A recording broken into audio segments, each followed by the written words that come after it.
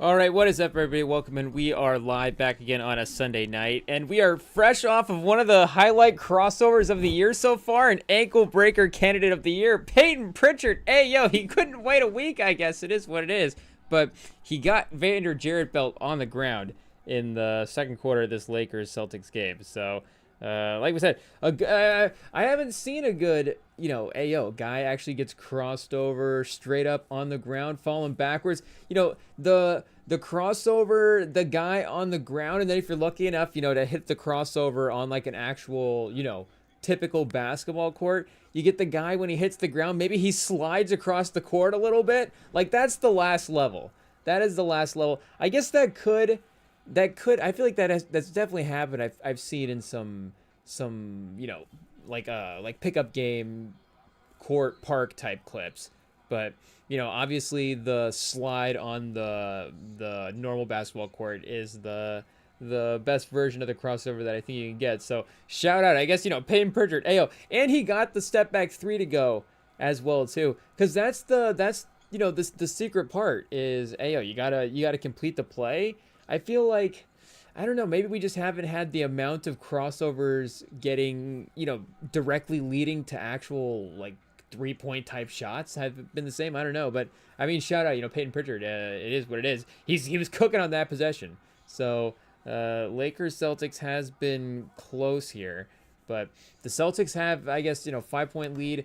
They get the Lakers to call a timeout, and the speed of the game has picked up a little bit. So I don't know if that'll, obviously Boston, they like to keep the offense going there. That'll probably benefit them, but Reeves has, looked good driving to the basket a couple times tonight as well too. So that's definitely a fun one to have on in the background. And Wizards stay on the rotation for NBA games as well. It is what it is there. Bulls Knicks on a little bit later. Sixers versus Timberwolves. Ayo Edwards versus, I guess, Embiid they said was out. So that's a little bit unfortunate. Embiid avoiding Gobert. Is that the storyline for tonight's game?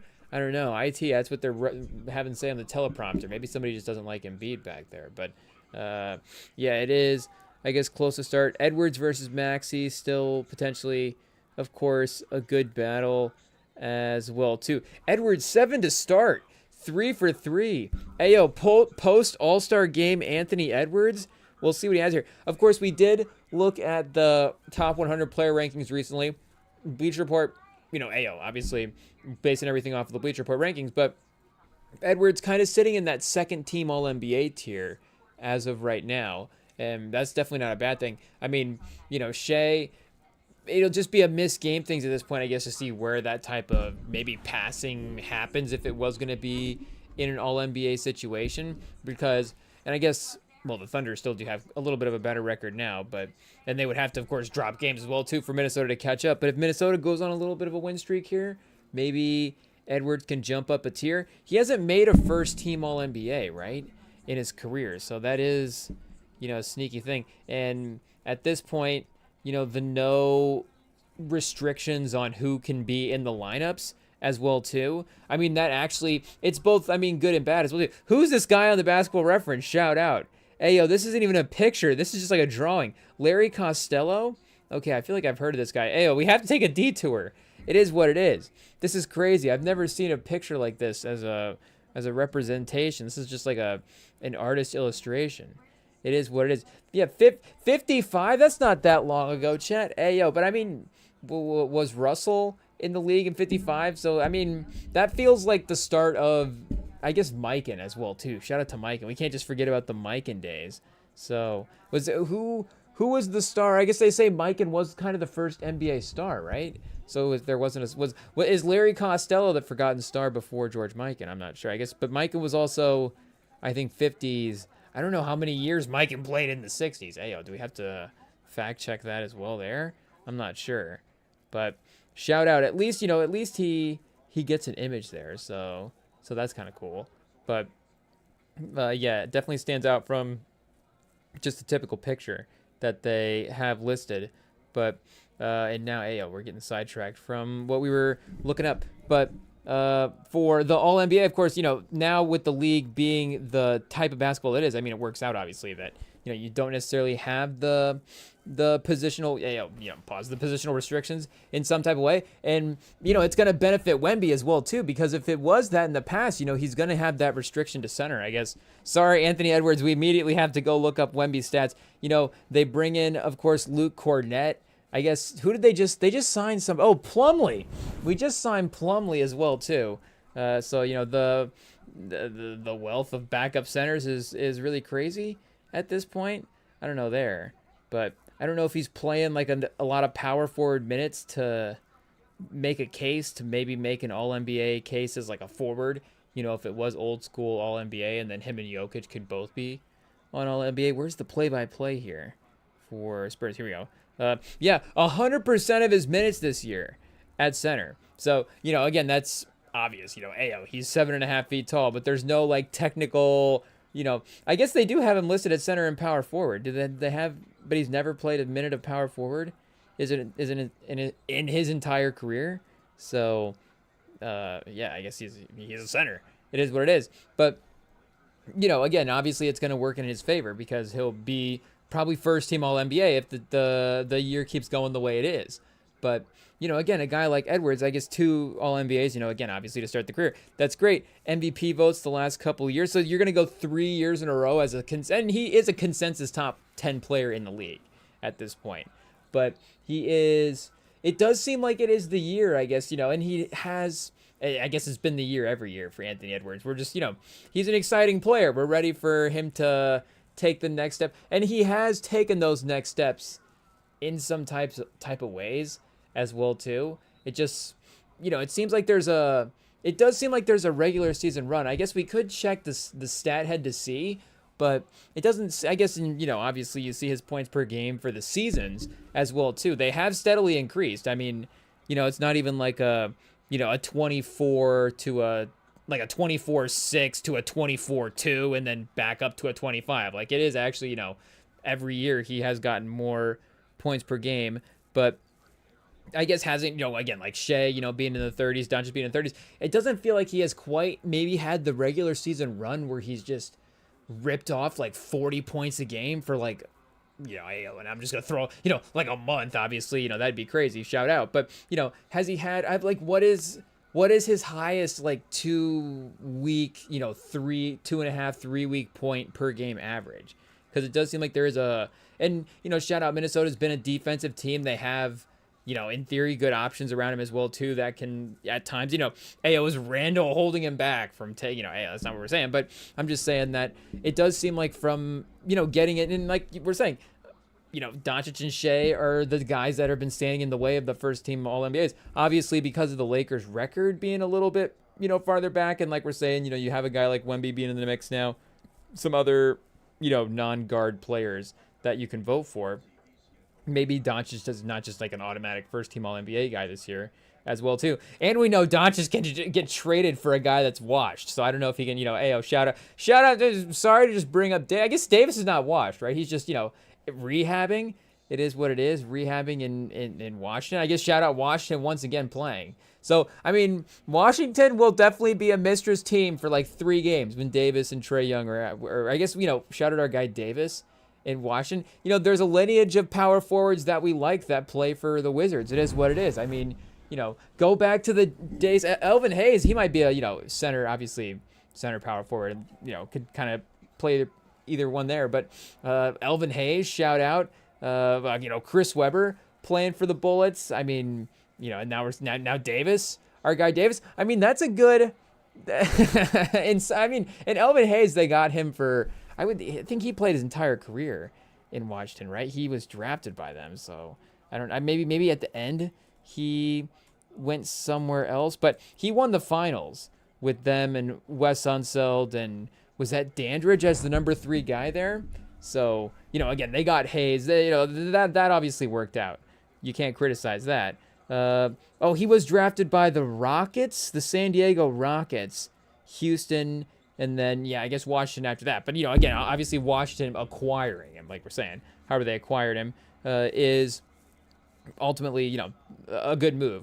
for them. But you know, the Weber years and the Davis years, I don't know if they'll be as good.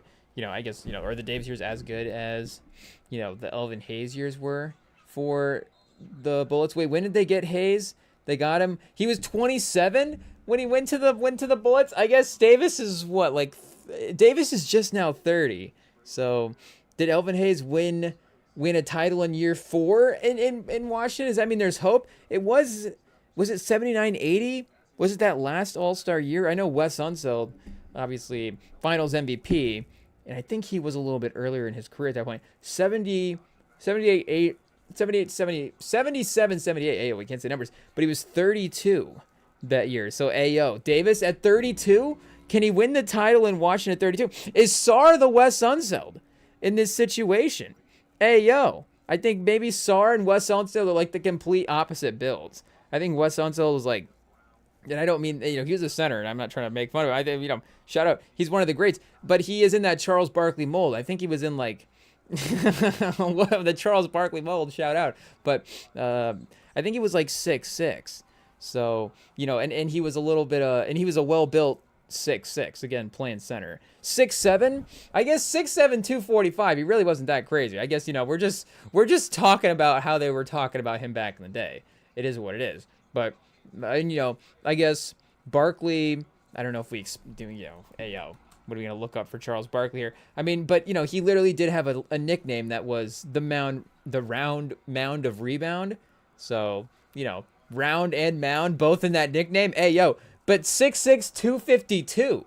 So he really, and it really doesn't seem that crazy. Like, how big is Myles Garrett? Like, Myles Garrett, and there's that clip of him and, you know, Micah Parsons were doing some kind of live podcast thing recently, and they were debating about something, and it was kind of fun to see that debate. And, you know, Micah Parsons, of course, you know, shout out a little bit in the sort of Anthony Edwards lane, maybe as like the protege pass rusher. But I guess we can't say that either. But I mean, you know, obviously with the way Garrett was playing this year and with the way Garrett's been playing over the last couple of years as well too, like Garrett was making the case, you know, he didn't even have to make the case obviously in the pod, like we're saying, he's making the case in the field, but like he was reinforcing in the debate that he was having with Garrett. You know, it's like, hey, yo, this is still my time. Like, I still run this league as a pass rusher here. Like, I'm still the top dog. But maybe that would be, you know, a little inspiring for Parsons as well too, because, you know, and the thing about Garrett is obviously not being on the competitive teams, like his need to kind of be locked in for a full season, of course, is not necessarily needed to be there for a guy like Myles Garrett, who, say what you will about making fun about the Cowboys making the Super Bowl. Like, in theory, those teams, you know, obviously the last couple of years, Dak Prescott, CeeDee Lamb, like, they have good players. They should be competing to some degree. It does seem like there is maybe, like, and, you know, now are we calling out Micah Parsons? You know, we're not trying to debate him too much on a live pod. You know, he can call in. Maybe we'll debate him if he calls in. It is what it is. Bam over the phone. I don't know, but you know,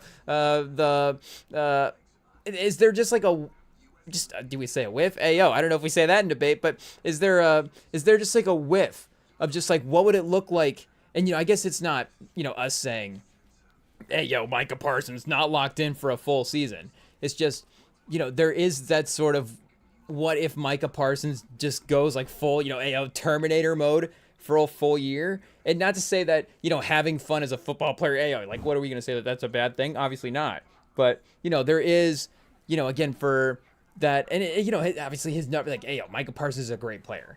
I'm just saying that, you know, obviously maybe a little challenge from a guy like Myles Garrett couldn't be a bad thing. And it'd be interesting to see, you know, if Micah Parsons takes that type of challenge as well too. But, obviously, what were we saying? Wes Unseld and... Myles Garrett's, like, way bigger than Wes Unseld and Charles Barkley. And he's playing defensive end. And, I mean, Barkley was a great athlete as well, too, back in the day. So, you know, what are we to say about the wide load from Leeds? Good time blimp. I mean, this is just not fair. These aren't even real. The incredible bulk... I mean, maybe somebody, you know, was just, you know, obviously the writers back in the day, it is what it is. You know, somebody might have wrote these down in an article, but I don't know if these are all things he's consistently called. The Prince of Pizza, like, we don't actually call Charles Barkley the Prince of Pizza, do we? Hey, yo. I mean, obviously, Sir Charles is iconic. The round mound of rebound is iconic. The Chuckster, I don't know, again, hey, yo, we weren't there necessarily for his playing days. But, you're not calling him the round mound of rebound now. I guess in some ways, he could still be if he was just, in celebrity relationships, just in and out of if he was just, hey, yo, we were gonna throw out a name. I guess we have to be careful there. Hey, who do we attack, Chad? It is what it is. But if he was just in and out of celebrity relationships, the mound around rebound could still work. But Sir Charles, the Chuckster, I was gonna say, seems like more of an after the career. The Chuck Wagon as well too. I mean, those. When I hear those nicknames, I hear Ernie on Inside the NBA calling him those nicknames. So again, I think of those as more post-career type stuff. But nobody ever calls him the Prince of Pizza. Maybe the Leaning Tower of Pizza. Bread Truck. Bread Truck is a good nickname, but I don't know if it should be.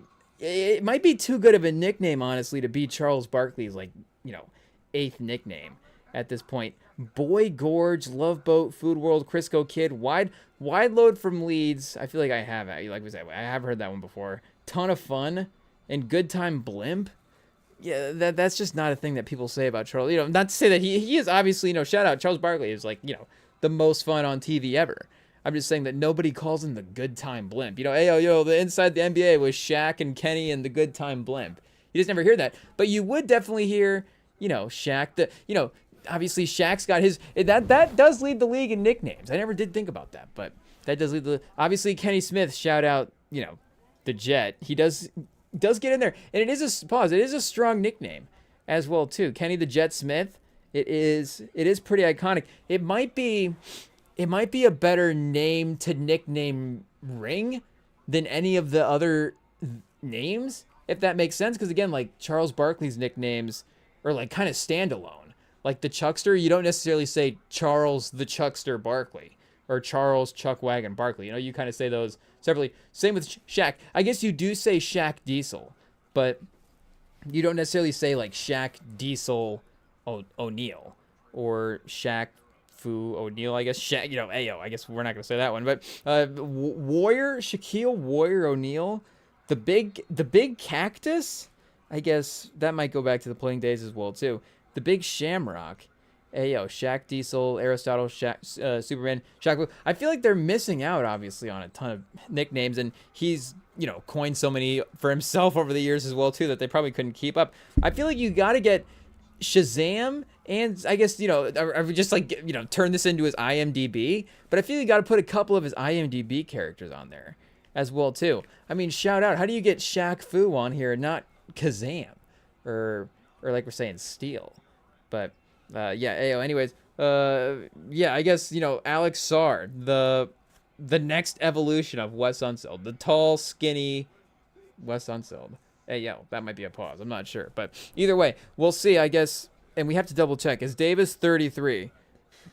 If he's 33, that ruins our whole theory. Because again, Elvin Hayes got the title there at 32. So that would still keep those guys in the same timeline, even though, like we're saying, they are getting Davis a little later. Like, they wouldn't have his first many seasons before. But, he's 32. Oh, he would be 33 next year, Chad. They needed to play him this year. So if they had played him this year, I guess were they already eliminated from the playoffs when they traded for him? So our theory is ruined, unfortunately. It is what it is. I guess the playoffs, he's not going to be younger for the next playoff. So, I guess unless Alex Sarr is just way better than Wes Unseld, which I guess we can't write totally off. He's not, I guess, is he out there right now? Okay, he's not out there right now. Do we check the box score? As I say, what's he been putting up offensively? He could be better offensively than Unseld, I would say. And that's just looking at, box score as well, too. Not necessarily thinking about, not knowing game tape and what he is actually capable of. And then I wouldn't be able to speak on the defenders because, again, as a defender, rebounder, that toughness in the interior, that was obviously where Unseld was making his living as well too. And people do talk about him as one of the underrated passers, but I could just be making that up, honestly. But I feel like people do say that he is, he did have good vision. for back in the day as well too. So, maybe he does have Sarr there. I feel like, I don't know. This again, Sarr could definitely be a playmaker, but I don't know if it's not necessarily something that watching the games, you think of like a, now every playmaking guy has to be Jokic, but even Embiid as well too. Like, Embiid has been like 7 assists a game at times in his career. So, I don't know if Sarr ever gets to obviously that level, but maybe a couple. Who knows? But either way, shout out. I guess, Wizards, Hornets, the future of the Eastern Conference. Hopefully, I guess obviously not the Davis part. Will Davis play on both of those teams at some point? He could end up going to the Hornets next. Who knows? I guess what would they end up trading for Davis? Because it was still a couple of firsts that Washington have to give up. We would have to go back and double check like protections on those, because they were not necessarily maybe like the craziest first round picks, and then the contracts, like they did give up AJ Johnson, so you do have to again a couple picks, like a player, like there is something, but maybe a contract like, I don't know, the Colin Sexton contract and a protected first round pick, and then you're like maybe the saloon situation isn't quite working out, and then send him over to Washington. So Davis and Charlotte could be pretty fun as well too. There's a Pat Riley ceremony at halftime at this Lakers Celtics game. Honoring an active league rival, I guess, but also a current legend as well too, and a former legend and always legend for the Lakers. I guess it is what it is. So what are you gonna do? Not honor Pat Riley? Shout out. But Pritchard is, I guess, shout out. Like was in the 20-ish point a game, 17, 18 points a game this year. He's been balling out a little bit in this first half here. The Pritchard Austin Reeves show. Luka Doncic. It is what it is. Vucevic. This is a bit of a sketchy game here. Oh, and speaking of Davis, we have a Davis interview. Davis in the in the Washington, in the DC. The DC zip up. At least we've got him in some kind of Wizards attire. That is fun, anyways. The Wizards fans seeing that. Maybe I guess, can you run like 2K simulations now with Davis in the Wizards? I don't know. Is he gonna? He's gonna have to have quite a crazy run to get on some all-time 2K Wizards teams. But again, that would be a fun. That's honestly the best outcome of this, is that Davis, well, I guess the best outcome, like we're saying, is that they win the title. But the second best potential outcome is that the all-time Wizards team on 2K becomes extra fun as well, too. Because I guess we haven't dabbled into that in a minute. But just thinking off the top, and I was thinking immediately, did Pritchard just hit a step-back three at the buzzer? Taking over there a little bit in the second quarter. Boston with the 10-point lead going into half. But, I guess probably he, speaking of a long ways away from making the all-time 2K team, Peyton Pritchard, unfortunately, probably a little bit of ways away. Maybe, I guess there will be probably like a version of a historical Celtics team that he'll be on, like that team that won the finals or something like that. But of course, or if they do, could Peyton Pritchard potentially make like a 21st century team? I mean, probably not. They've had some pretty good guards, obviously. Rondo, Allen. I mean, just the amount of talent that you're going to have. Like, you're going to need room on the roster for Pierce and Jaylen Brown and Jason Tatum and Kevin Garnett. And, is Antoine Walker going to get on the lineup over Peyton Pritchard? I'm not sure. But either way, I guess, like we're saying, I was thinking on an all-time Wizards team, you're going to be playing with John Wall and Bradley Beal. But then you could, speaking of Antoine Walker, you could go back to some of the Gilbert Arenas times as well, too. And that's Antoine Jameson. I guess Jameson's a fun one to play with in 2K as well, too. Pause. But you have Gilbert Arenas and John Wall and Anthony Davis on an all-time Wizards 2K team. Like, that is pretty fun. John Wall and Gilbert Arenas is a little bit of a, like, real life on the court, kind of an unorthodox fit. But I feel like it could actually kind of work. I mean, obviously it would work pretty well. I mean, like, both those guys are pretty good. It just depends on what version of an all-time, league situation are you playing here. But the dynamics of John Wall as a passer versus Arenas as a scorer, like, I feel like Arenas would be willing to delegate to Wall, because again, Wall's such a good passer. Like, I don't know if, obviously I don't think Arenas played with anybody as good at passing as John Wall. Like, I guess I can't underrate any of the point guards that he played with back in the day. Did he play with like Andre Miller or something back then? But I don't know if Andre Miller just pound for pound was the passer that that John Wall was. 12th in MVP voting in 04-05, 25 a game, 29 a game, and then 28 a game for the 3 years there. Most improved in Golden State his second year, but I guess here actually we mean to go to the 04-05 Wizards and see who is on this team. Eddie Jordan, the coach. Kwame Brown. Hey, yo. Get Davis and play. Oh, Larry Hughes. Yeah, Antoine Jameson. Like I said, Kwame Brown.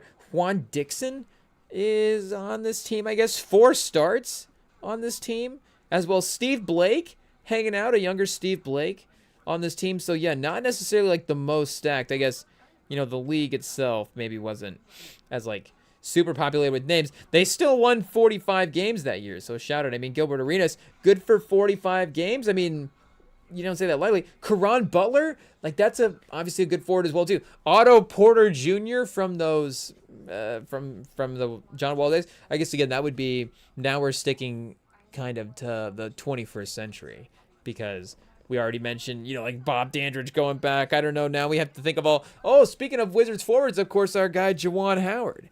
Hey, yo, would Juwan Howard be on an all-time, Wizards forward team? I guess you're probably going to have, did Bernard King have a bullets run in there? We're really trying to twist this Davis, these Davis narratives into something positive, chat. It is what it is. Shout out, hey, yo, we were hoping that he gets a title and, is he going to win? Yeah, yes, he wasn't going to win a title in Dallas. It is what it is. And we were really, I guess, hoping that he won one because that would mean the Mavs won a title, but for Davis's sake, just to see how good a team could be with him as a best player. So I guess that is still existent here with Washington. But, again, a little bit of everything.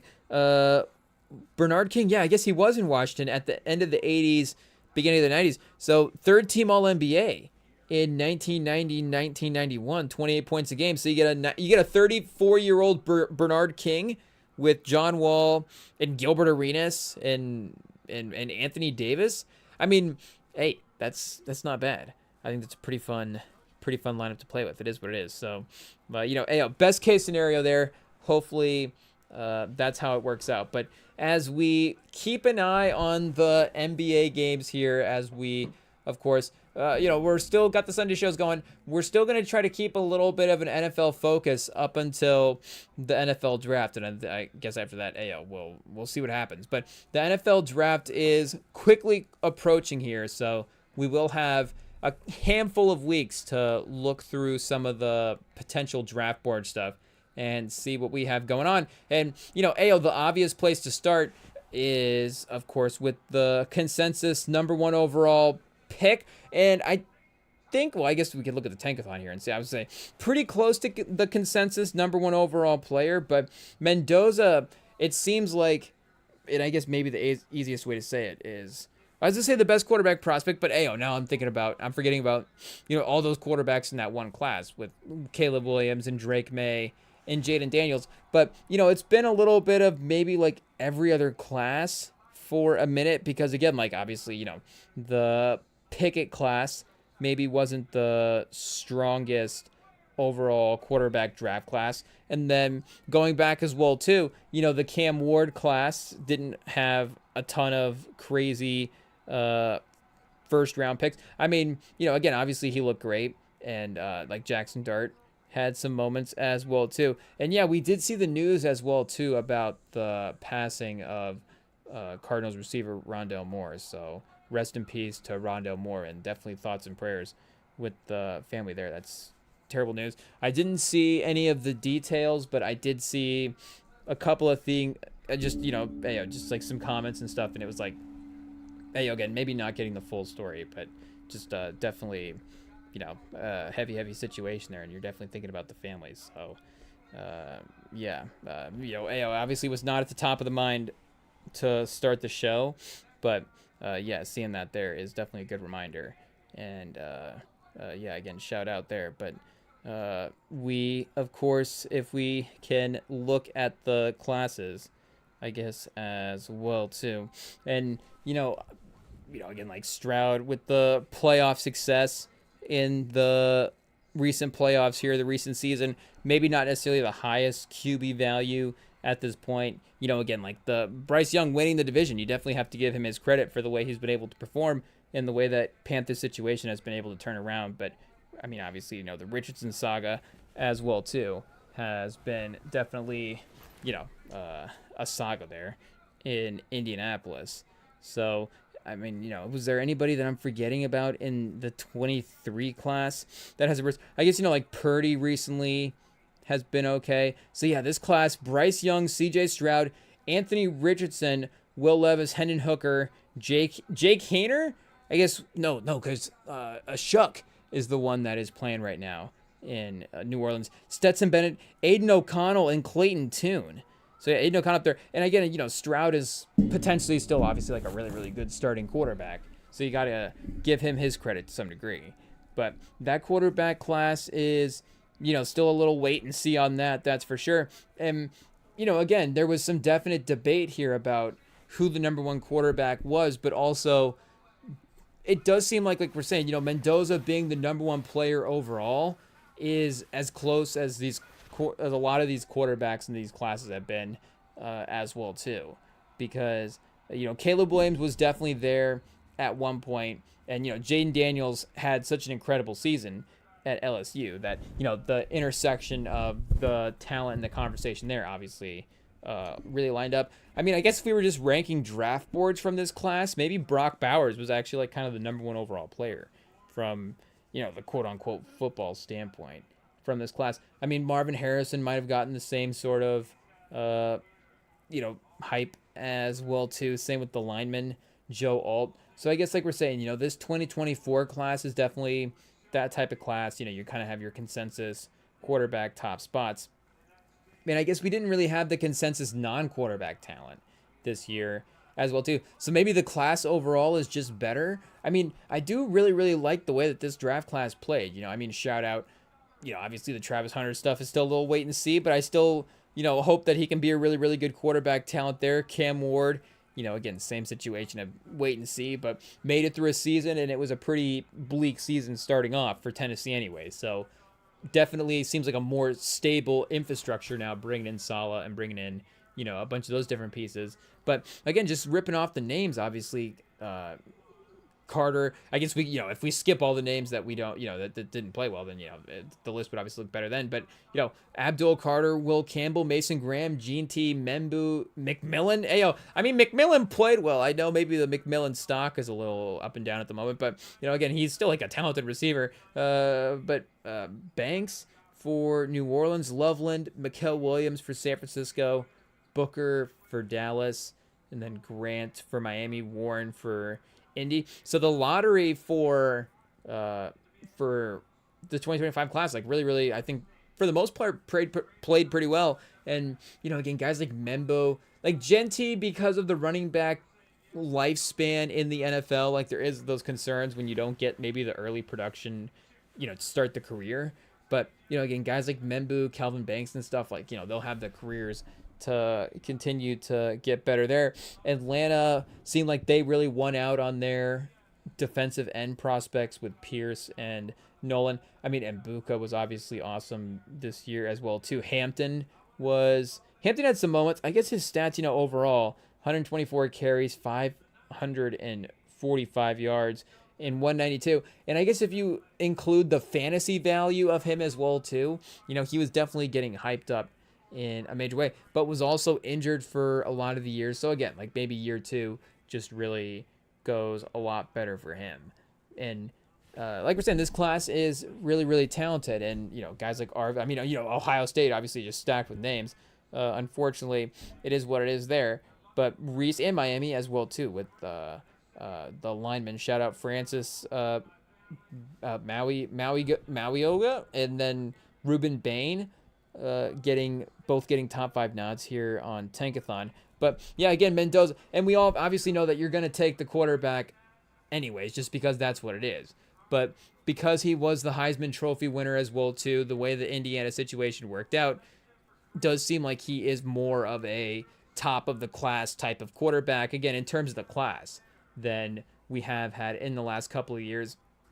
I mean, the hype at one point for just comparing him among some of these other guys, the hype at one point for Caleb Williams was, I guess, higher than the hype from Mendoza. So I don't know if we still, from a draft analysis standpoint, get caught up in that sometimes and just think, oh, do any of these guys compare? But, again, there was real, next Mahomes type stuff in the conversation there. And then it got to the point in the draft cycle where it was like, wait, would you actually consider maybe taking Jaden Daniels over him? But then, Caleb Williams obviously ends up being the number 1 overall pick. And then going back to Lawrence as well, too, we know that he got the generational label. So I don't know, maybe both of those guys, and not to say that they haven't worked out, because again, obviously both those guys had really, really good seasons this year. And you could just chalk it up to the fact that the situations that they were in before were obviously just not that maybe beneficial to playing super productive football.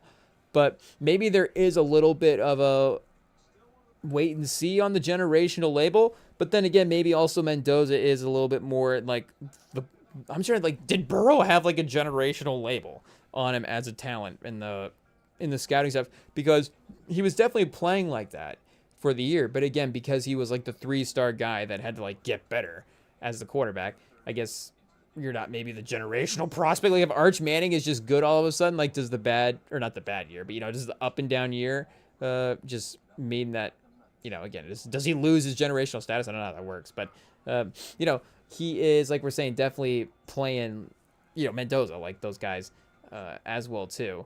And the numbers at the end of the year, like you see, 3,500 yards, 41 touchdowns, 6 picks, and like looking at the Miami roster here as well too, you see, of course, the talent that he was having to face against in that national title game, and the ability for them to figure that out was pretty impressive. Like I know that, again, like the whole Indiana football team does seem like it is pretty talented as well too, and there are some definite wins from the offensive line and the receivers making plays one-on-one. But Mendoza's just toughness overall in a lot of those games is, of course, one of the things that, in that national championship game as well too, is definitely one of the things that stood out in a real way. And then, just sort of the command of the offense in general over the course of the year, and their run game was super strong as well too. And I think that, again,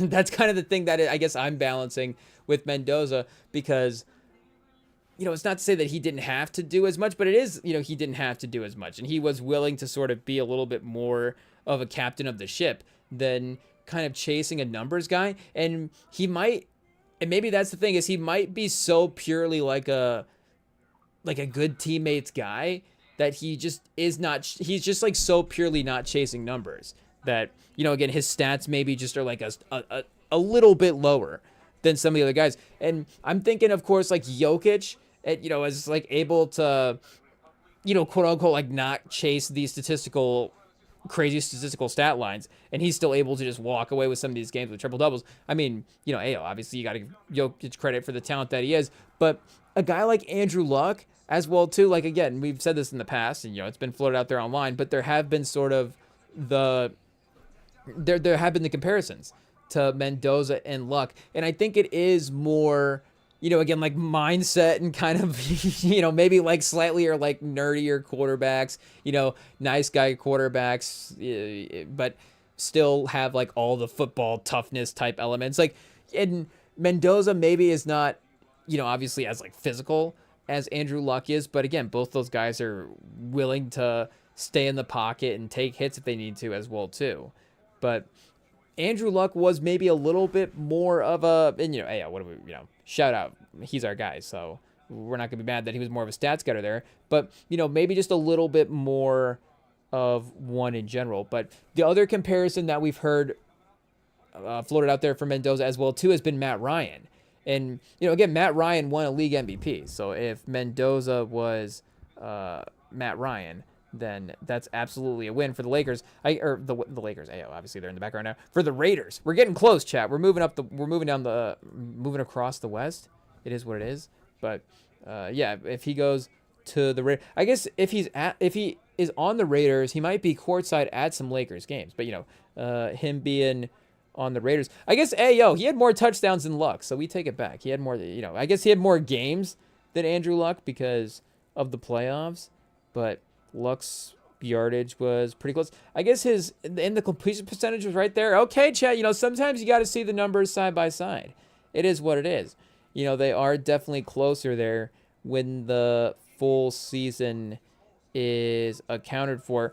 Per game, he is 248 for his career. What was Mendoza at per game last year? He was 35 in 16 games. So again, I guess 3 more games and Luck has more yards. So he was at, of course we just are spamming the divide button now one too many times, but he is at 220. So, again, I guess you would look at that 20-ish yards per game behind Luck is, again, not like super crazy. I guess what were Luck's teams as good as well, too? They were definitely, in some ways, as competitive. I guess they weren't as competitive because Indiana was just destroying everybody on a national scale. But, they were definitely in the national title conversation as well, too. And did he play with Richard Sherman there? Did he play with Gerhardt? There were some guys that were on those Stanford teams that were really, really elite players as well, too. So, again, we'll see, obviously, the degree to which the NFL eliteness continues to develop here for these Indiana guys from this team specifically. But I guess I would say maybe now looking at this, I do think that he is maybe a little closer to Luck than he is Matt Ryan. Because, I guess not to obviously discredit Matt Ryan. And again, he is, and I guess we just have to speak honestly here about what, as fans, how you evaluate this stuff. Like, again, Matt Ryan's obviously a really, really great quarterback. We were looking at, again, the quarterback rankings in the last live stream. We were making fun of Kirk Cousins for being the 71st quarterback of all time. Are there times when Matt Ryan and Kirk Cousins seem like they're in the same tier for quarterbacks? And again, obviously, shout out, Kirk Cousins can elevate his play at times, but I think consistently over the course of their careers, Matt Ryan is actually, in a little bit of a different tier than some of those. And, even a guy like, Prescott as well, too. I guess, shout out, has like Matt Ryan done like a ton more in the playoffs throughout the course of his career than, Dak Prescott outside of the one almost Super Bowl win. But I was going to say McNabb. I don't know. Like, McNabb went to 5 NFC title games. So maybe he's kind of in that tier. Phillip Rivers, again, obviously Roethlisberger won a couple Super Bowls there. Maybe Roethlisberger, I don't know if we've said that in the past. Something about that seems familiar. Skinny Roethlisberger, I didn't think about that in the past. But Skinny Roethlisberger is interesting for Mendoza. And I think another interesting thing is, of course, him going to the Raiders, but the hire that they had there, if I'm not mistaken, they got Clint Kubiak, the Seahawks offensive coordinator. And I think there is some interesting, vertical elements that that Seattle was running there that, Mendoza is very, very capable of running, and that Indiana was definitely and that's the other thing about Mendoza as well, too, is Mendoza is a really, really good quarterback and definitely showed, like we're saying, the ability to captain that team. But, Indiana brought him in specifically as well, too, for running a certain type of offense. So I think he definitely was able to, like we're saying, expand the entirety of what he was as a quarterback in that entire skill set. But, again, to start it anyways, he was a little bit more of a specialist type of quarterback, and they were, trying to train him up in that type of way. So you're thinking from an NFL evaluation, because, did we read Hendon Hooker's name there going through one of the draft classes? Like, Hendon Hooker was a guy, of course, that Tennessee had in their offense, and it was like, we have him because he specializes in throwing deep passes, or quarterbacks that have been like at Baylor in the past, where they run those crazy offenses, Texas Tech, and you just have guys throwing for like 5,000 yards there every year. And it's like, okay, are we, are these NFL stats? I guess, shout out if it's Mahomes, I guess it is. But, maybe sometimes it's just the ability to kind of specialize in this one thing. And then the college, the coaches are able to scheme up and, able to find ways to implement that throughout the course of the game, take advantage of it, enough to be as successful as they are. But again, I think Mendoza is the mentality and the toughness stuff is definitely there for him. And like a guy like Drake May, of course, for the season that he just had, I think that he might be a little bit more talented as a quarterback overall, but that is starting to get close, I guess, in my mind now as well too. I guess we should probably just pull up some highlights and just start watching. It is what it is. See what we got here. The first game that really jumps off the page, if we were looking at Mendoza's stat line from this last year, I guess we could see what the Cal stuff was looking like. I guess, what do we have? Jared Goff, Aaron Rodgers, and Mendoza all play for Cal? Am I getting that right? Is there anybody else that I'm missing? Is Cal sneaky one of the best quarterback schools? And that is all three of those guys. Oh, I guess Aaron Rodgers wasn't the #1 overall pick. Would he have been? Somehow the best one of those quarterbacks wasn't the #1 overall pick. But, of course, obviously Jared Goff was, and Jared Goff has had a very, very successful career. I think Mendoza probably, I would say, hope he would be a little bit better than Goff maybe as well too. 12,000 yards for Goff in his career. Rodgers 5,400 yards, 5,469 for our guy Rodgers. I guess 25 games played, so 8 yards per game. Jared Goff second, 329. Davis Webb. Oh, Jack Plummer. I was gonna say Jake Plummer, but Jack Plummer. Ross Bowers, not Brock Bowers. Justin Vetter, not Justin Verlander. Oh, they're so close. Imagine they would have quarterbacks that were Fernando Mendoza, Brock Bowers, and Justin Verlander.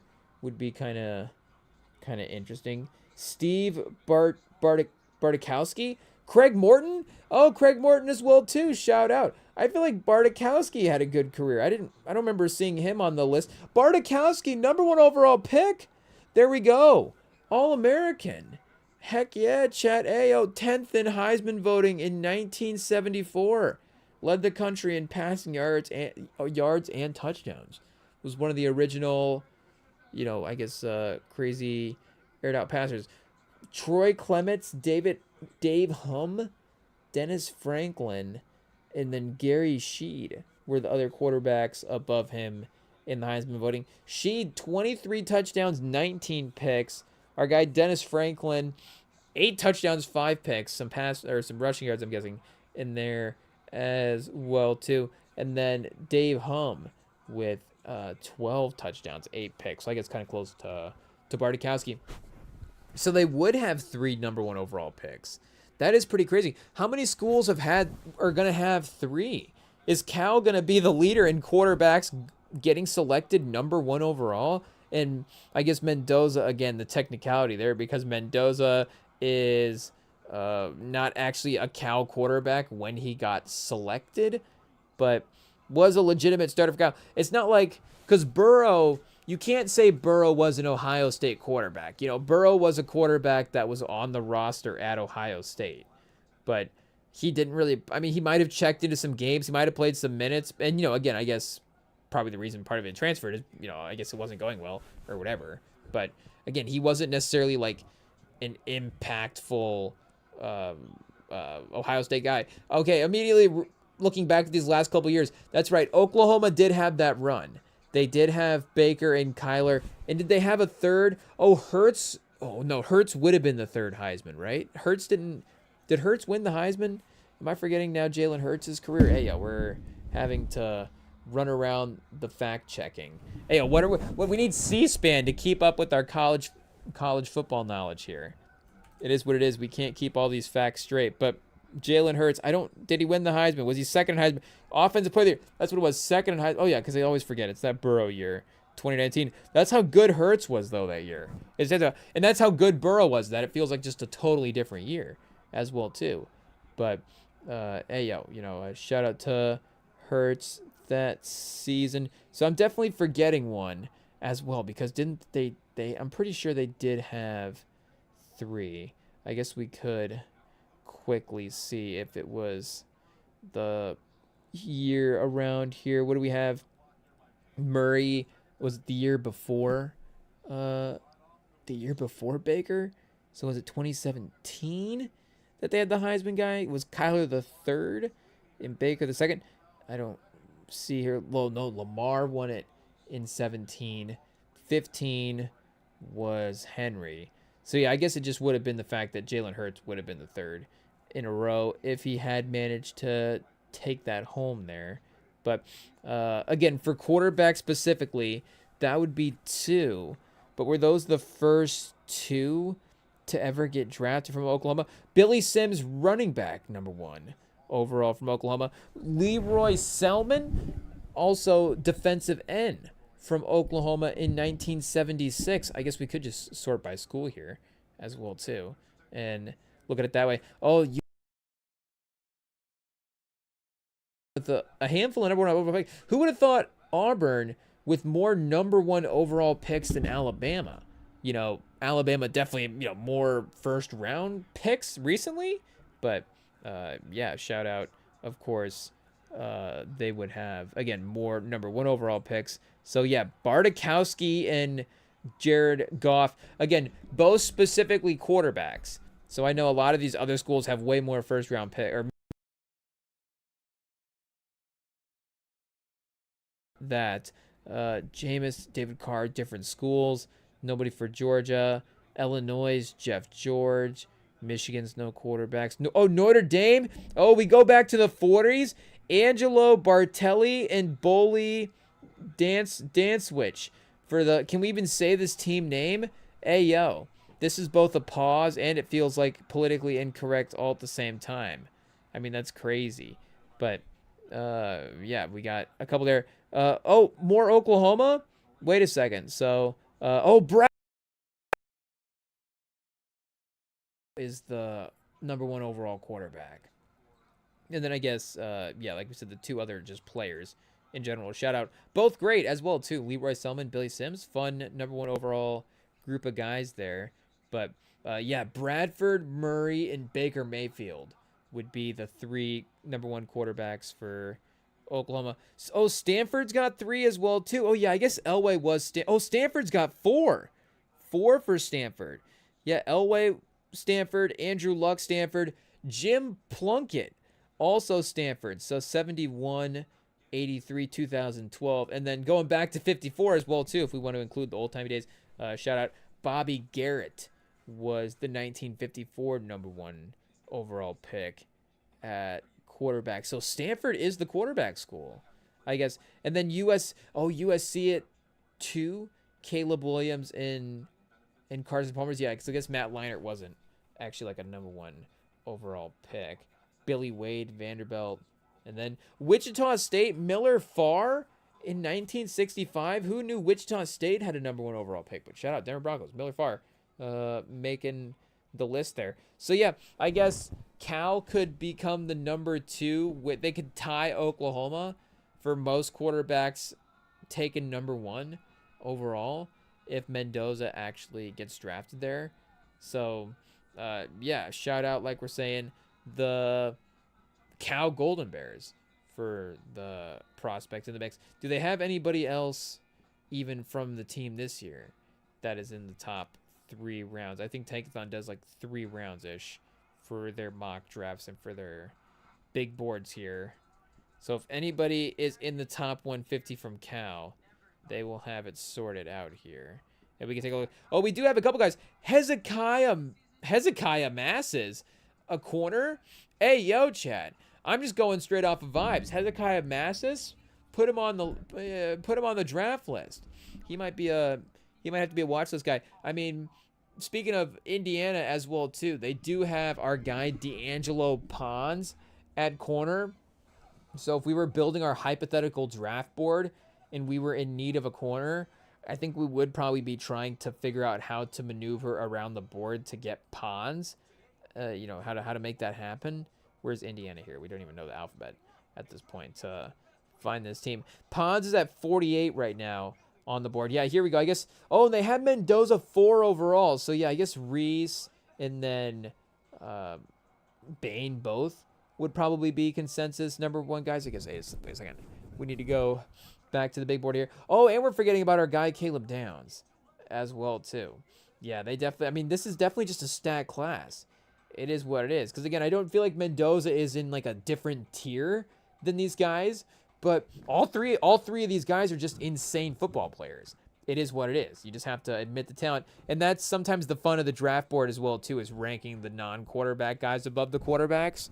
But and I guess Bane is probably one. I get Reese might be the more talented, but and I guess we're doing the are we doing defensive end storylines now? But I guess we'll watch the tape and stuff and see if our minds change. But just on the basis of what we saw this season, again, Reese definitely has obviously the top end talent, but maybe a little like a Trayvon Walker, Aiden Hutchinson situation where again, you talk yourself into Walker being the better overall player, but I mean, Hutchinson is just the better player right now. And then, I guess because again, Reese could be more of an inside linebacker, maybe as well too at 243. But Bane, speaking of Charles Barkley, 6'3", 275.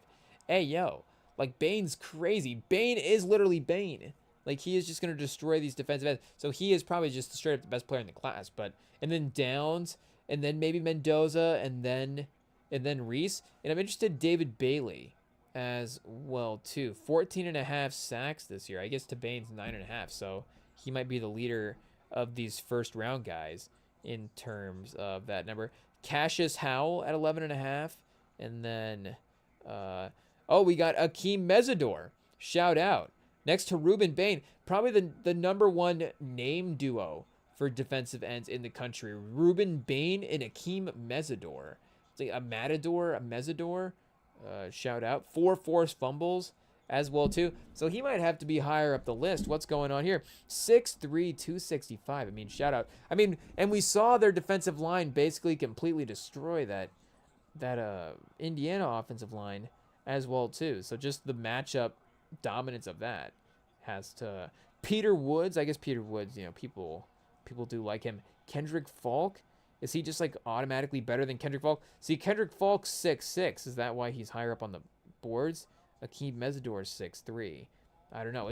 Who's the guy? Speaking of the Raiders, who's the guy in the Raiders? Tyree Wilson.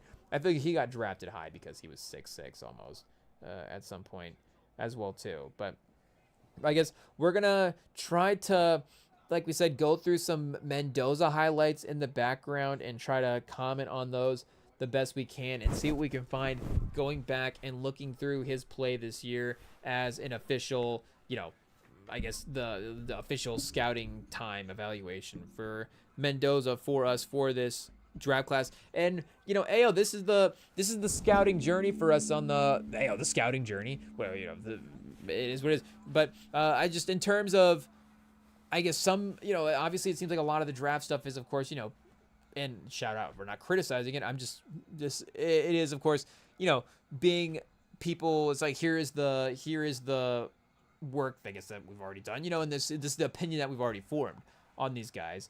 And for us, it's like, hey, this is our time to form the opinion on these guys and see the highlights, watch them play, and I guess obviously reinforcing what we've seen from the season and going back and seeing what we have there. I guess what I should say is I'm not here to like make the case either way for Mendoza. Like I'm saying, I'm definitely giving you where I'm approaching the evaluation process at this point and what I'm thinking about it. But I definitely am not, and I guess with any of these guys at this point as well too, it is what it is. I guess, there's a distinct lack of Michigan guys here in the top 10. So I guess we don't have to make the case for anybody to be the best, player specifically. We could just kind of evaluate everybody. We can evaluate everybody fairly and be unbiased. It is what it is there. But shout out. And I probably have been a little bit on the hesitant side as well too, to maybe fully commit as a fan to, again, like buying into Mendoza as a potentially great quarterback prospect. But after the season they had, I mean, it's kind of undeniable at this point.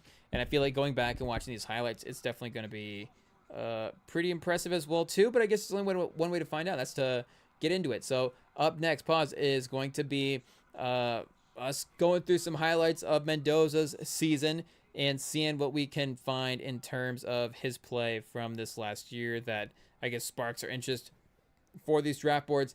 And of course, we'll try to, make sure to hit a bunch of the major draft, characters, I guess, for this year in terms of the highlights that we were able to go through. But I mean, the Mendoza, like we're saying, is, the number 1 overall pick so far, the top quarterback, the definite place to start. So up next will be, like I said, going through some Mendoza film. The Fernando Mendoza film room up next.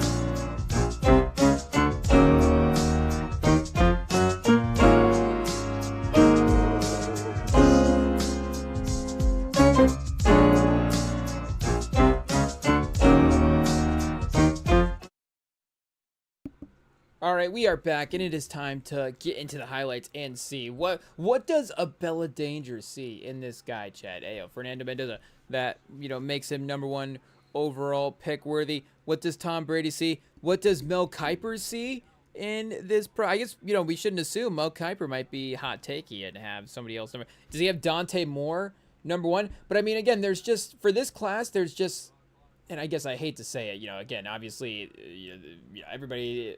The careers, they'll play out in their own right. Everybody's upside, Ayo is, unknown at this point. It is what it is.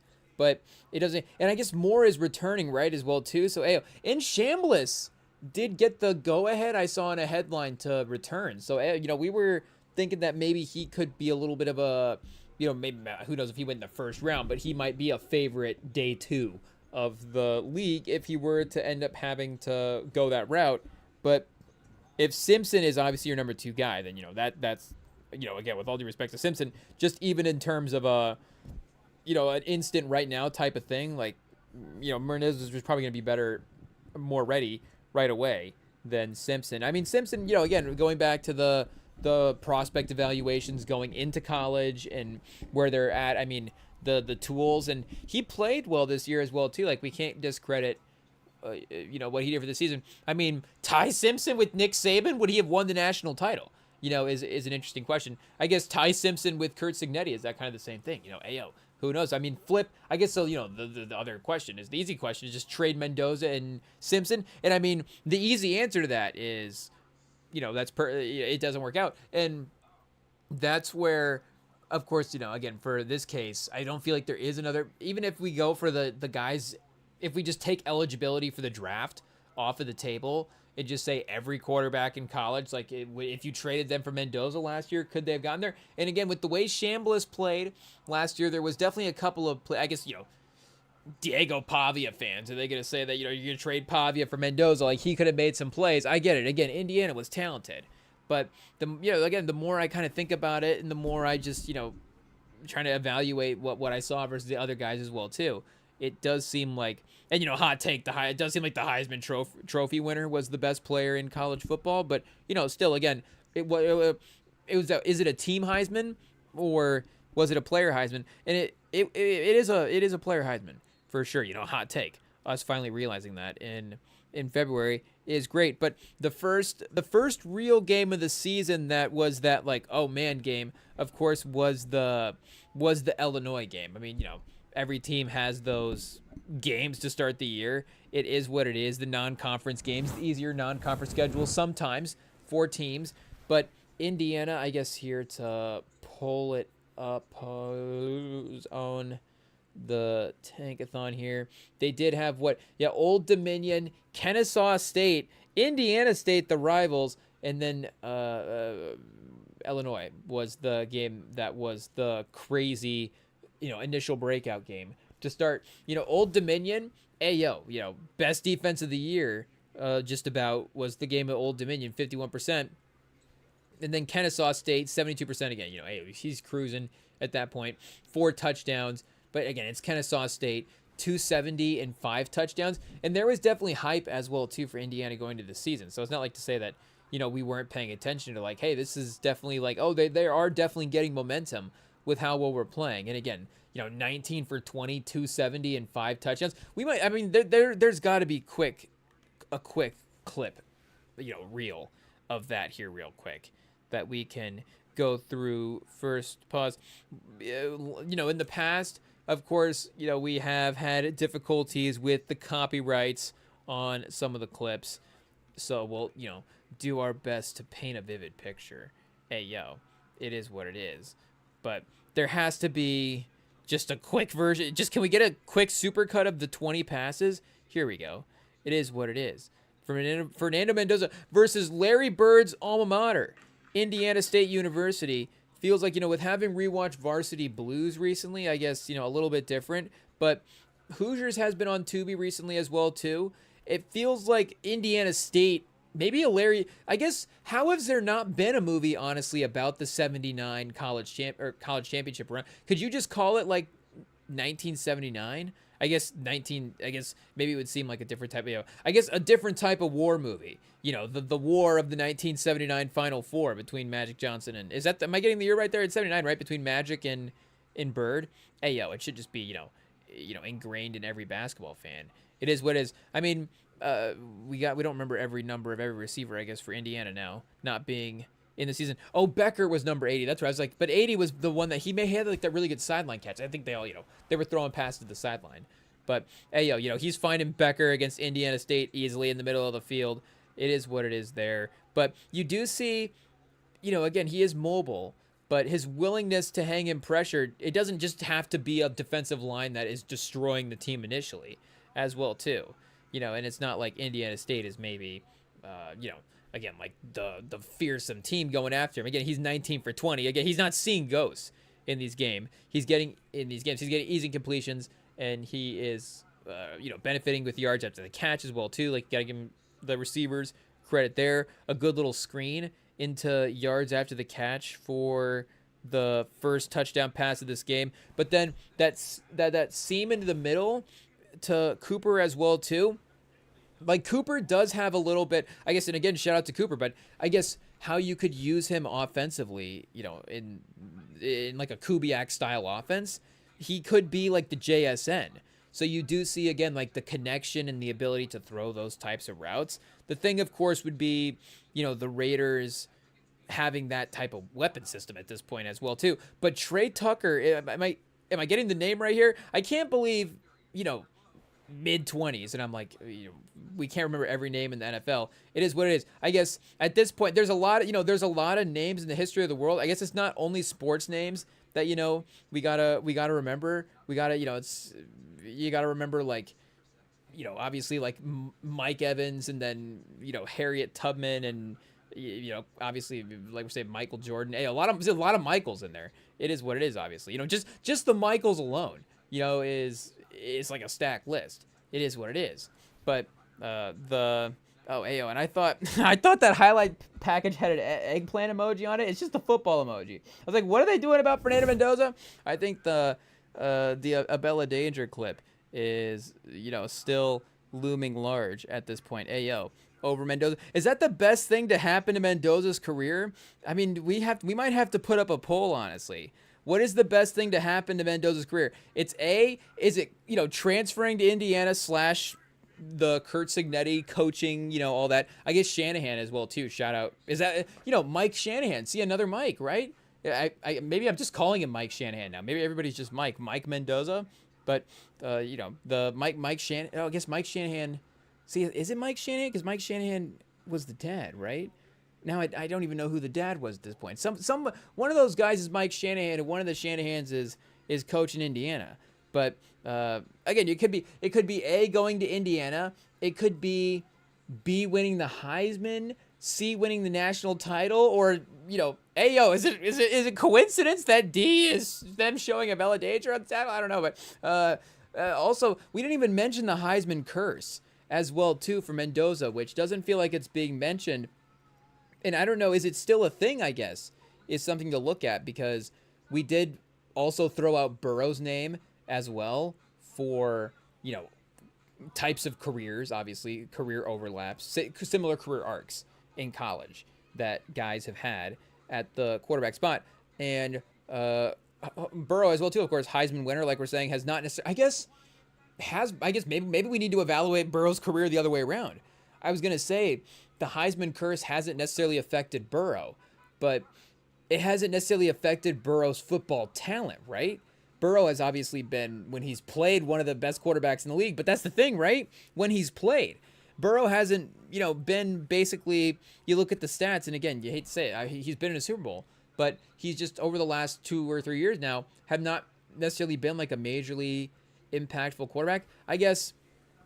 And that's obviously really a hot take, obviously he has been, but it's just, again, games played as well, too. And then, unfortunately, not being able to get in the playoffs as a result of that. But Devontae Smith in 2020, really, really good NFL player. I don't know if anybody thought he would be like the best receiver in the league. Again, he had an insane year where he had almost 2,000 yards, 23 touchdowns, and Alabama was the best team in the league that year. So again, obviously that was a little like Devontae Smith, a little like the Mendoza of the Heisman winners in some ways. Again, great team, great season on a great team, but also, first round talent and great prospect in his own right. I think the thing would be, of course, would you hope? I mean, obviously, again, Devontae Smith didn't get picked even like in the top 5. I guess he was a super highly picked guy. He was in the top 10, but that still is a little bit of a different tier. Where did Mike Evans go? Or not Mike Evans. Where did Mike Evans go there? But where did Mike Williams? That's the name I meant to say. Where did Mike Williams go in the draft? Or like a guy like Kelvin Benjamin. That's that 10 to 13. I feel like you could start, or maybe teams start to. I don't know if you can, but teams start to draft a little more on upside for receiver at that point. So again, I guess does that go back to the case of Devontae Smith? But maybe it's the balance of both. Like it's the upside or the baseline at that point. Versus, again, if you're taking a guy in the top 5, it's like Jamar Chase, Keyshawn Johnson. It's like, obviously the generational talent at receiver. You're just like, we have to have this guy in the roster. Obviously, Keyshawn Johnson might be the only number 1 receiver overall pick. We're looking at Heisman here. I'm thinking number 1 overall picks. Yeah, but Smith was 10. I was gonna say he was 11, but yeah, I guess he was number 10. As well too, so shout out. I don't know if he's just one pick. If he's just at 11 there, I feel like we can make the case for him. But he's just now a top 10 player. So it's like, he's in a different tier. Second team all draft that year. It is what it is. But again, you can't necessarily say like Heisman curse per se. Is the Heisman curse that Jalen Hurts doesn't throw the ball down the field? But again, Devontae Smith is not a bad receiver as well. I don't know. Can we look up? I mean, we don't have to look up his stats to prove that he's good. I just am curious now, like, how many Pro Bowls he's turned that into as well.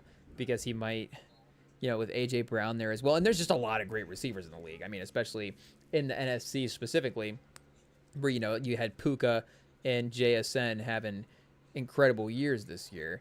But he's had, 3, almost 4 1,000-yard seasons. And then he was 833 yards in 2024. But he only played 13 games that year as well too. So on a per game basis for his career, he has been, 62 yards a game, I guess, on the 5th. But again, this year was a different year for the offense. So I don't know if you could say Smith, because there were times when that was their offense. Was, again, I think. Again, I think Jalen Hurts in some ways a little unfairly criticized. What are we saying there? Fairly uncriticized? But I guess I don't know if that would have been the right way to say it either way. But he was being a little unfairly criticized, but also he wasn't playing his best football as well too. We can definitely admit that. But again, there were times when he would just kind of throw those jump balls up to some of the receivers as well too, and Devontae Smith would make those plays. So he could even he could of course have another. Gear as an actual. He could actually potentially be a number 1 receiver in the league. Again, is he going to be on the level of, like we're saying, the Jamar Chase, Jason, or even, I think he could. Well, I don't know. I think he's a little different route runner than Cooper Kupp, but again, could he be a similar undersized receiver getting like 1,700 yards in the league? He definitely could. I think Devontae Smith could have a 1,500 yard plus season in his career. Again, will that offensive opportunity actually line up for him? And Bryce Young as well too. Like Bryce Young already had the, again, with all due respect, he already had the sketchy vibes as the number 1 overall pick. Like he kind of got the number 1 overall pick because he was the Heisman in a way. I don't know if that makes sense, but it was just like Carolina was just like, well, I guess if he's the best player in college, we have to take him number 1. And obviously, up until this year, there's definitely been a case that if you would rather have, would you have just rather have had Stroud at that point? Or, obviously the picks that they gave up as well, too, to trade that because, obviously the Bears had that originally, if we're not mistaken, because that became the Caleb Williams situation the next year prior. So, again, it is convoluted. It is complicated. I guess the would you rathers there, there is multiple scenarios. But they did win the division with Bryce Young this year. So can you say Bryce Young is Heisman cursed? Like he might be the closest one, but again, with all due respect to Bryce Young, it was a definite swing on some of the non-football stuff that you were betting on there for the early draft pick. And again, he has, I guess he could continue to what are we trying to say? He could continue to figure it out because he is figuring it out as well too. Like again, they did have success this year, so you have to give them credit. Or did they almost win the division? What, did Tampa end up winning the division? Hey, I'm just giving them the division win. No, Carolina did win the division, right? Is that how forgettable the NFC South was this year? It is what it is. We can't even remember. This is why they actually need to hang a banner. If they lost in the wild card. It is what it is. What happened in that game? Was it kind of close? It was close. Yeah, it was the wild card. How are we forgetting the wild card game? Hey, yo, Bryce Young putting up 31, almost going toe-to-toe with the Rams. I mean, the Rams could have won the Super Bowl. Matt Stafford, of course, was the MVP of the league. Bryce Young in that game, 21 for 40, I guess, 50% is not like great, but 264, only one pick, and no run game to speak of. Carolina is a power run team. So, again, you have to give him credit there. Jalen Coker, Ted McMillan, legit. Like that team, again, I don't know if you can say Bryce Young is Heisman Curse. Like Bryce Young, and I guess this is just a fact. It is what it is. Bryce Young has already had a better career than Matt Leinart. So I know we're talking other stuff. I guess Tim Tebow did win a wild card game, but Bryce Young did. I guess they made but there was no wild card team from that division. But Tebow won the playoff game, but Bryce Young won the division. Tebow didn't win the division that year, right? They did host that playoff game though, so maybe he did. I don't know. Are we discrediting Tim Tebow? Has Bryce Young passed Tim Tebow yet for all-time career quarterbacks? I guess Tim Tebow, he only played 3 seasons. Man, it is what it is. He only started 16 games, 35 games in total. So Bryce Young might already be there. 654 yards that season, that rookie season, 2010. 5 touchdowns, 3 picks. Man, what a comet, chat. What a comet, especially in the league. Obviously, this is the end of the great college run. So, this is these 3 years. This was like almost a decade, run at this point of, I guess, 7-8 years run of the Tebow football career. So again, it's not just these three NFL seasons, but yeah, they did win the playoff game. I guess that was the second year, 2011. 1,700 yards, 12 touchdowns, and 6 picks that year. In Denver, they did win the division. So, it's close. Bryce Young, I guess at this point, does have better stats. Because, again, Tebow for his career, 2,400 yards, 17 touchdowns, and 9 picks. So, it's probably not fair to Panthers fans that they were even making this comparison at this point. But through, and I guess we said 2 years, but 3 years there for Tebow, or I don't even know what we're saying at this point, but 3 years for Tebow, 3 years for Bryce Young, 8,200 yards, 49 touchdowns, 30 picks. But again, I guess that just means he's playing more. So he crossed the 3,000 yard threshold this year, 23, won the division, lost a playoff game. I think that's enough. That's enough to rewrite the Heisman curse, I think. The Heisman curse, I feel like, is the other way, where does Reggie Bush count? I guess under these conditions, does RG3 count? Again, I guess the career was kind of cursed in some ways, but again, I guess Caleb Williams and Jaden Daniels both have had very successful starts to their career. You wouldn't necessarily have that worry that they would have that. I guess you have the worry that. Obviously, Daniels is the RG3 2.0 in terms of the career being cut short. In the Washington, I guess it's more of a Washington jinx. And then for Caleb Williams, I guess just more of a Chicago Bears jinx. And maybe the Heisman jinx is just the jinx is you get drafted into a bad franchise. I think that's what it was in the past, more so than not. But, again, for Mendoza, I think it's more what it is. The Raiders, I don't know if people are necessarily, worried about that anymore. As like, if you win the Heisman Trophy, are you going to be cursed? And maybe we have to ask the Chat GPT, like, who are the cursed guys, I guess, for the NFL? Because I guess, would you say, like, Jason White, do you give him Heisman, like, the Heisman curse? Looking at his page here, again, with all due respect, and maybe I'm not thinking about it right as well, too, because maybe it's just, in general, once you win the Heisman, you should be, #1 overall pick headed to the Hall of Fame. I don't know. But, again, like, Jason White, I'm not seeing a drafted thing listed here, so I'm not trying to disevaluate any NFL minutes that he did have. We would have loved to have Jason White's NFL minutes in training camp. That would have been fun. But again, I don't know. Can you say he's Heisman cursed if he's not drafted? I guess you would say, yeah, obviously he didn't get drafted. But Is it like NFL guys? NFL guy, like I don't know, NFL guys only.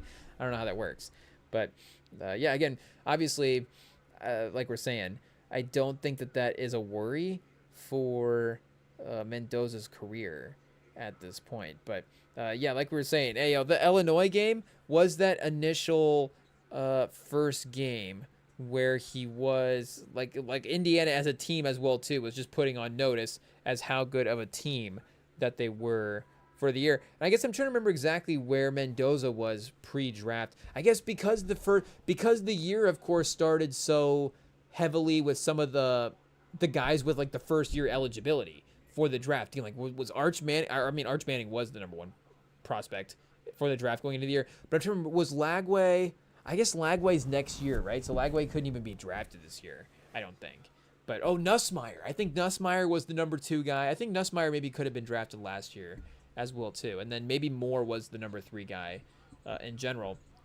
But I think Mendoza was like maybe like a third, maybe second round at best, obviously, type talent going into the season. But Illinois was a top 10 team when they played him in that game. And that score was incredibly dominant. And again, looking back on the season as well too, I mean, we'll definitely do one of the Sunday football shows here about Miami, because it's definitely I think the level of those two rosters in that game was definitely pretty crazy. Obviously turned out to be a pretty fun national title game as well too.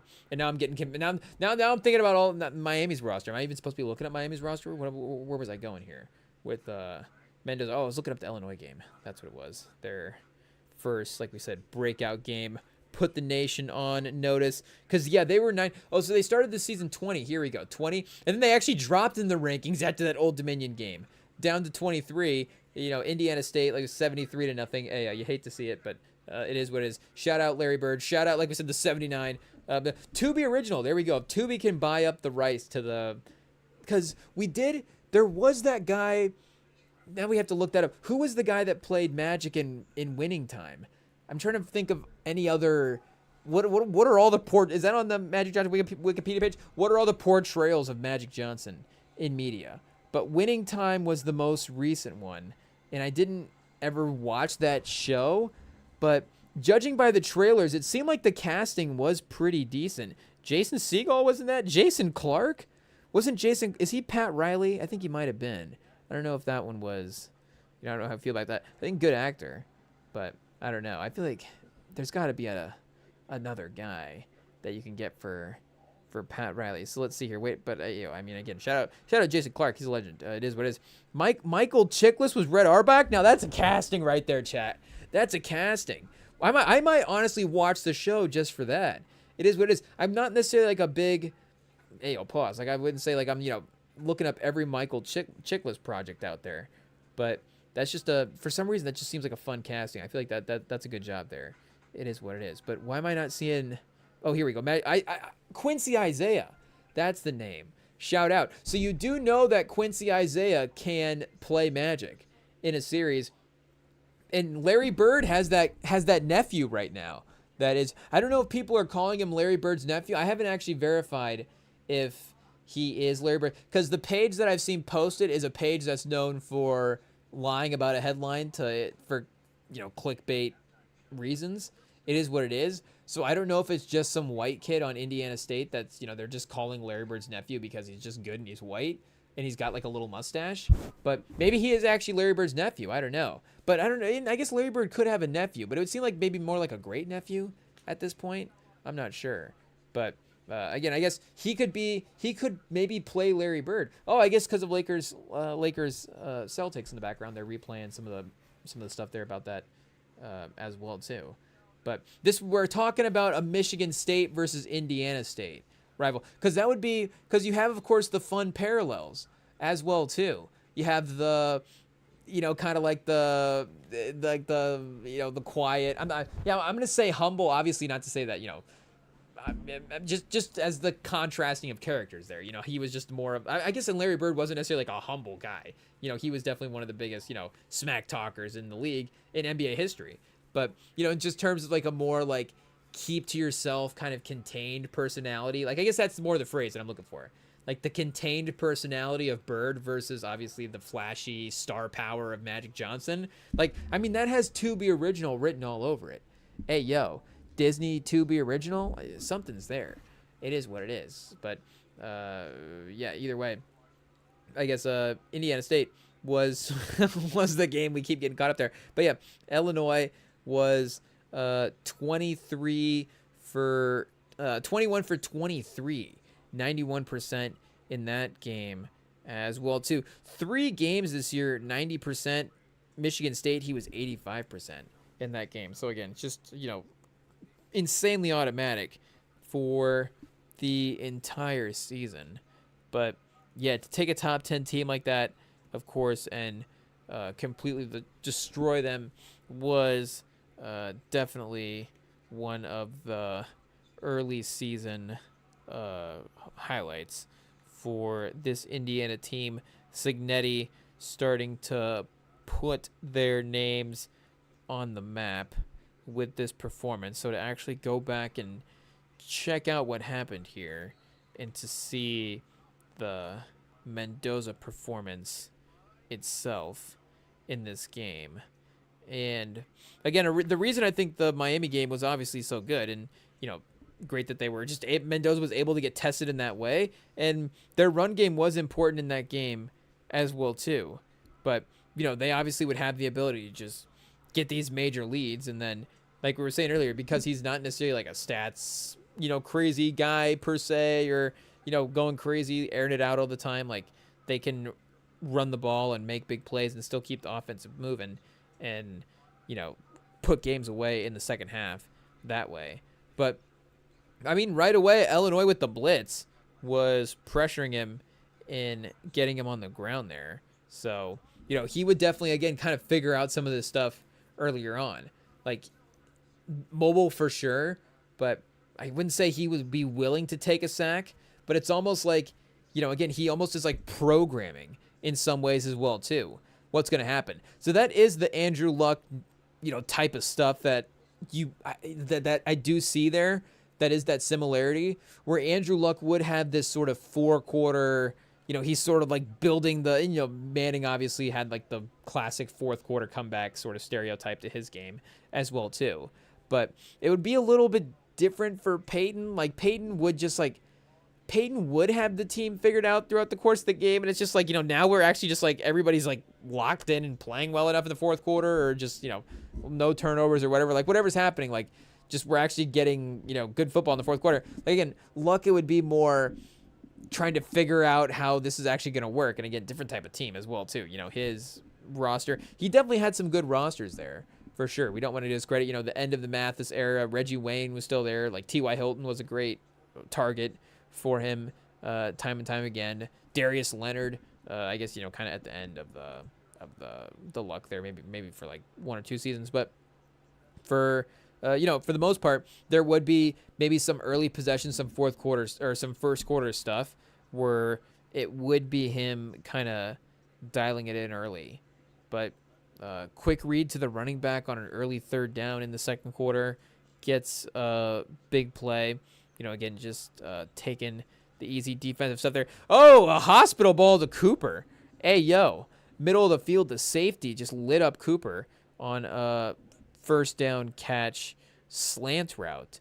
So they go option goal line. Mendoza not able to escape the defender on his rush attempt. And then he does have a 3rd and goal and does find it. The only thing would be, of course, just the amount of open receivers. But, he would have his times as well, too, where his ability to put the ball in the spot, pause over the back shoulder would be crazy. Like, that would be sort of the specialty thing that I was talking about. But you just see in general on these throws, even to the open guys, the line at which he puts the throw, at which he makes the throw, is pretty crazy.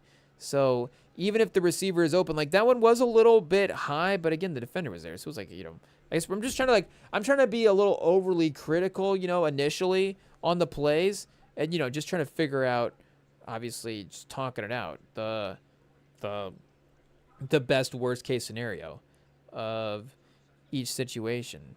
So, again, the talent that was at receiver definitely has to be considered. And the play calling execution, I don't know if it was like great in the national championship, which was weird about that game as well too. Like, I don't know if, speaking about Signetti and speaking about the coaching, I don't know if it was necessarily, as good as it had been in the entirety of the season, but ultimately it didn't matter. Obviously it was good enough for them to win the game, but the play calling and the sequencing of the plays was definitely something that, I mean, especially I guess, just watching this Illinois game as well too, running it back, like the timing of some of the screens, like on this, there's a screen on a pretty big third down here that just was the absolute perfect play call. Nobody in the secondary whatsoever to stop the play, and it was a pretty easy touchdown. And they have been in this Illinois game, they destroyed them with running backs just flaring out of the backfield. So they had Surratt on the sideline for an easy out route a couple of times as well too. And it is interesting when you see the passes kind of cut up together sequentially. Of course, you get a better sense of actually the types of passes that they were running at that type of pace. Again, especially with Indiana, where they're a lot of times, sometimes mixing in the run as well too. But the touchdown to go up 35-10 is another Surratt out route to the sideline. That time he started from farther into the field, so he was, more inbounds when he caught it, ran out afterwards. Last couple was more like actually him on the sideline, kind of tippy toe style catch. But a lot of actual passing situations as well too for Mendoza in some of these games. I guess in this one, by this time it's 35-10, so there's not too much to evaluate here. 17 for 19, 241 and 4 touchdowns for Mendoza in this game. But I don't even know where, and again, to his credit, but I don't even know where the interception opportunity would have been. Like, all of the reads were kind of there. The receivers were open. The guys made their catches. Like, how many did he have off this year that might have been like, ricocheted off of a receiver's hands? And I know that, again, those are not like, obviously, those are not on the quarterback at that point.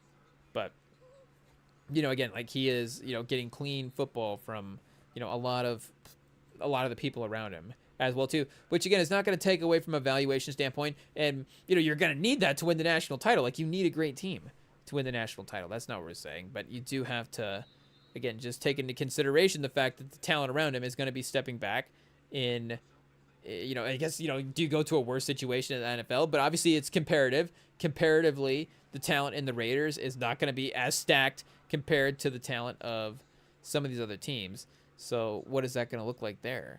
But I don't know. Like I'm saying, the more I think about it, because their offensive line is like kind of okay. I feel like I guess if Colton Miller is healthy, and I don't know what the contract situation is for some of those offensive linemen as well too. But if they're able to bring back some of those guys, then he might actually have some like okay protection. Well, are they going to have, obviously, like we're saying, best offensive line in the league?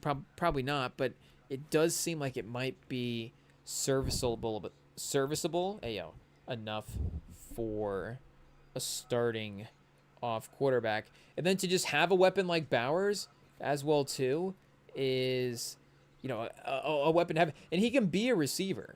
So will he be able to run a lot of some of these similar routes? Of course, you'll just have to get creative, I guess, with what you want to do with Mendoza in that way. But for the reliability factor of it, Bowers is crazy there, and they're not lacking with the other receivers as well too. We do have to switch the game. We've been holding off, I guess, distracted for not throwing the second game up on the TV, but we've got Magic Clippers in the pregame right now. I don't know if we get that one queued up. That one's getting ready to start. I think we're going to end up watching Blazers versus Suns, though Brooks did get injured in the last game the Suns played in, left the game with a broken hand.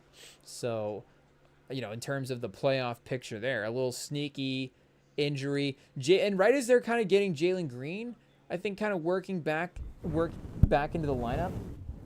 So just in terms of, in theory, obviously the best version of their team, we haven't even really seen, for a multiple stretch, I guess, what that could even be at this point. But we've got second quarter, less than 3 minutes to go, 5-point game in favor of the Blazers at this point. So I know Booker was also back in that other game, but I don't see him on the court right now. So we didn't see the starting lineups. I don't know if Booker is out for tonight as well too. But like you're saying, this Raiders starting offensive line here, again, not necessarily knowing how free agency could affect that. Yeah, you do have Miller at your left tackle, which is, like we're saying, an advantage. Parham at guard, Kappa at center.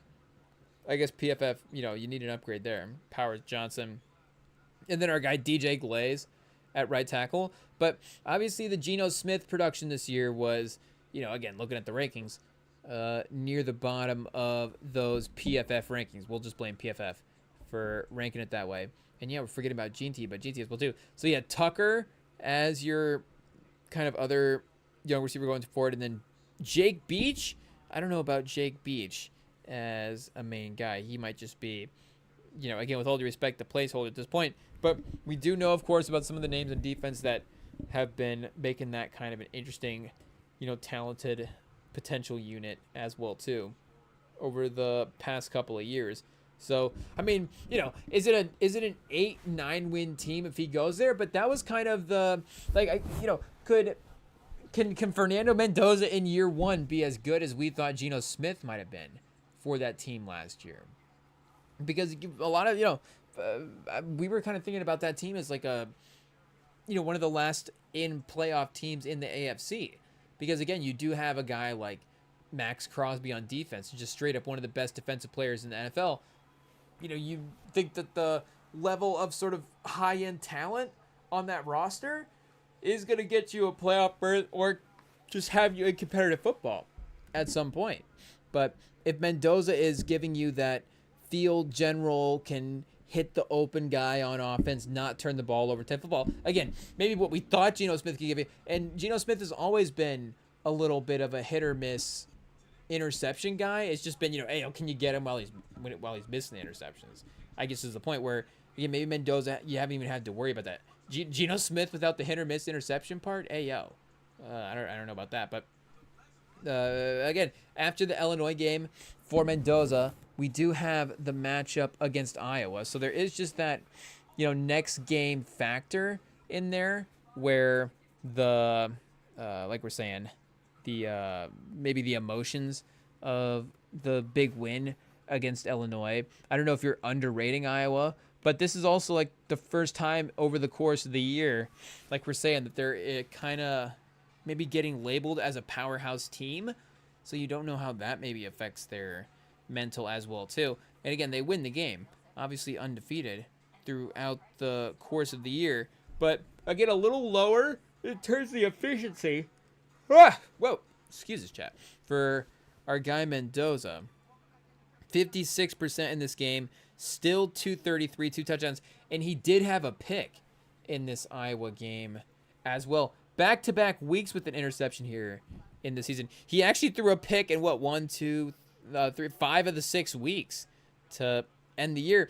All of the good weeks in the season, he threw a pick, and then one against Ohio State, but none in the playoffs as well too, is the important factor there. And I guess, score at the time of the interception is also going to be an important thing to go back and remember as well too. But I mean, that Iowa matchup is obviously going to be sneaky. It's in Iowa, so that's a tough place to play. In Iowa at night would obviously have been the number one place to evaluate Mendoza, big stage in terms of playing, in Iowa City. But that's a great environment to manage and be able to, go in with a victory there. Just, leaving with the win, when you're also trying to just balance winning the title as well too, because that was the part for Mendoza. I don't think Mendoza was approaching this season, thinking, can I be the number one quarterback in the country? And I'm sure that maybe that freedom in some ways helped his game, but a lot of this Indiana team was returned for that fact of winning the national title again. So he is trying to balance in some of these games. Again, maybe not necessarily, oh, what's my completion percentage? Am I going to be the number one prospect? Do I need to get my passing yards up? Do I need to make sure my, playing, making the safe play here? Because I don't want to risk what the evaluations are going to say about me. It's like, hey, I'm just trying to win the national title. I'm just trying to win the next game. I'm just trying to, hey, we're just trying to have the best season in Indiana football history. And I know those aren't like just goals as well, too. Those are obviously, historic great things for the school to achieve. But in terms of, again, the future of the NFL, in all of those years in mind, he was, maybe a little bit more single-minded versus, I think that did probably hurt. I think that did hurt Arch's game up until that's kind of when you saw the season flip for Arch Manning a little bit, was when people started to go the other way. Oh, and in this Iowa game, second quarter, Mendoza with a beautiful pass down the sideline to kind of a different pass that we've seen from versus the Indiana State game and the other game where, get some open receivers. That one kind of dropped it in between a couple of defenders. The receiver actually running the go route up the sideline, up that right side maybe as well too, is a little bit different. Maybe that is something. Mendoza throwing to the right. Does Mendoza throw a lot to just the left? Maybe we track Mendoza to the left or left, because even like we said, that was right sideline. So a lot of he'll go right seam or of course right flats as well too, I think. But that kind of deep right corner pause, like I don't know if that's, again, being too specific on where to evaluate him for spots in the field, and what percentage of the field is he not throwing into? Like again, it could just be route tree for Indiana. But there's another 1-7 up that same part of the sideline. So maybe as we just watch more tape here as well too, we'll kind of see him check all of those boxes. 10-10 in the third quarter. I guess we don't have the final score to these games, so we don't know necessarily how close this one is here in terms of them pulling away or whatever in the fourth quarter. But what we were saying about Arch Manning, is I do think that his season, like we were saying, did begin to turn when people actually were just like super out on his game. And then that's when you kind of almost were it was like a test if you were even just watching college football, or just, obviously watching Texas in general as well too. Oh, and Mendoza just got lit up on the sideline, and the Indiana offensive line just rushed to beat up the defender that took him out. I mean, the teammates, of course, loved him. The offensive linemen were, I think, defending him on multiple occasions this season when people kind of, maybe made a physical play against him this year.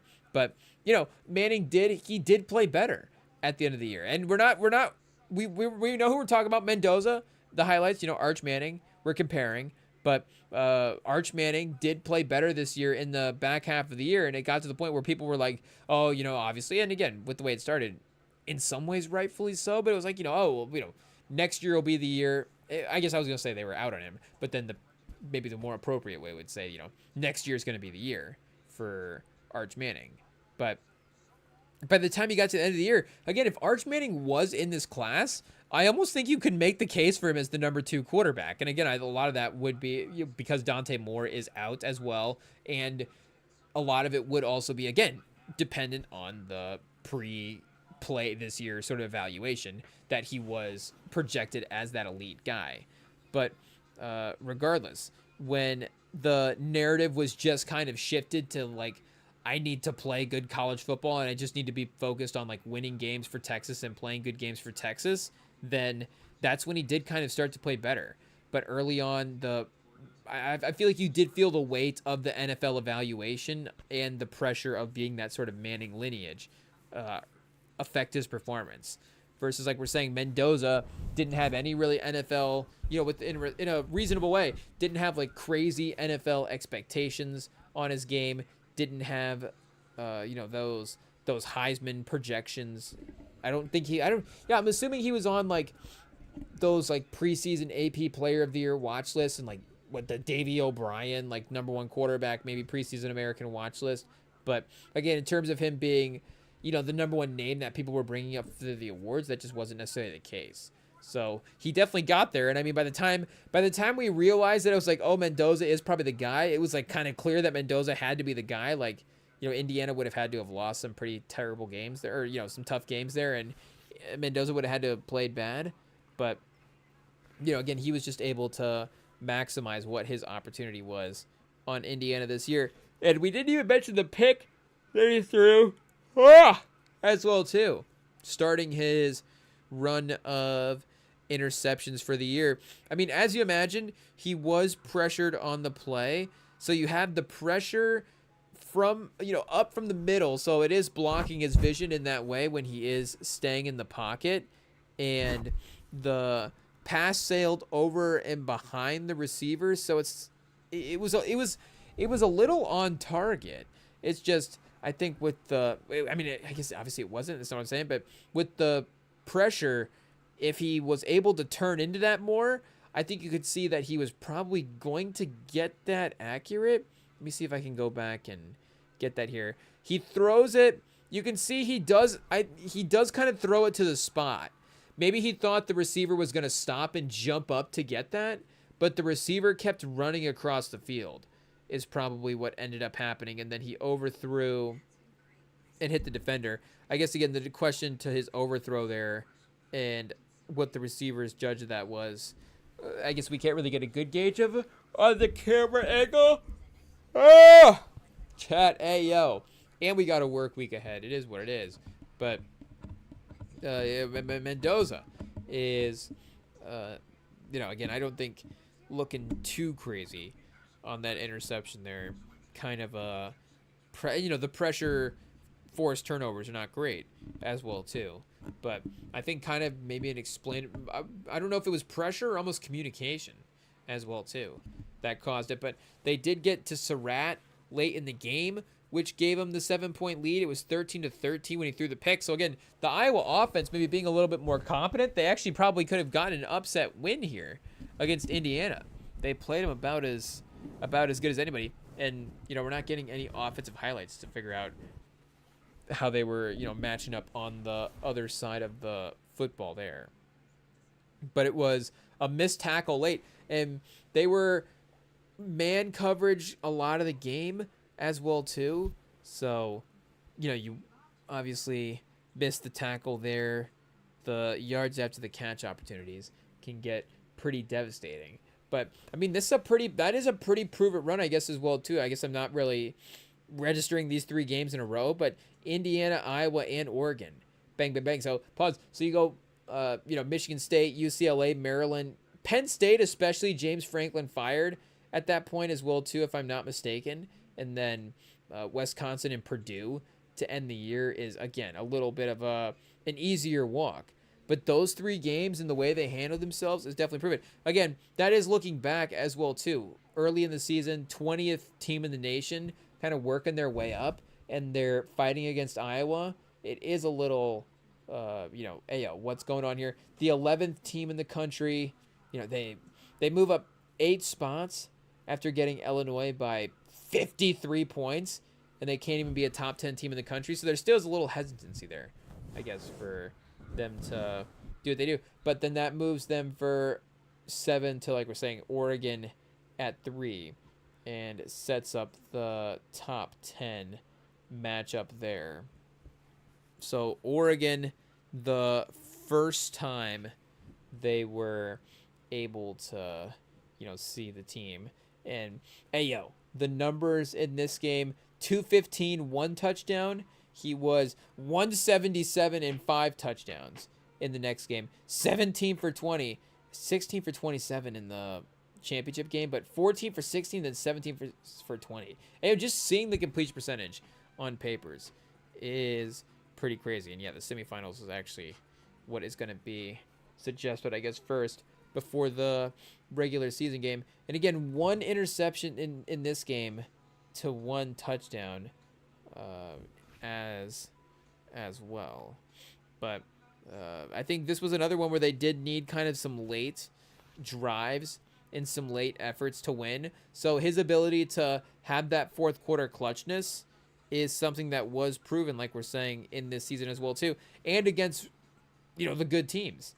not just, oh, Indiana State's got us on the ropes and we weren't prepared and we're not taking this team seriously early on and all of a sudden we might actually lose. Like, I've got to lock in and get this team back up to the lead. Like, it wasn't necessarily those types of, underachieving type of performances.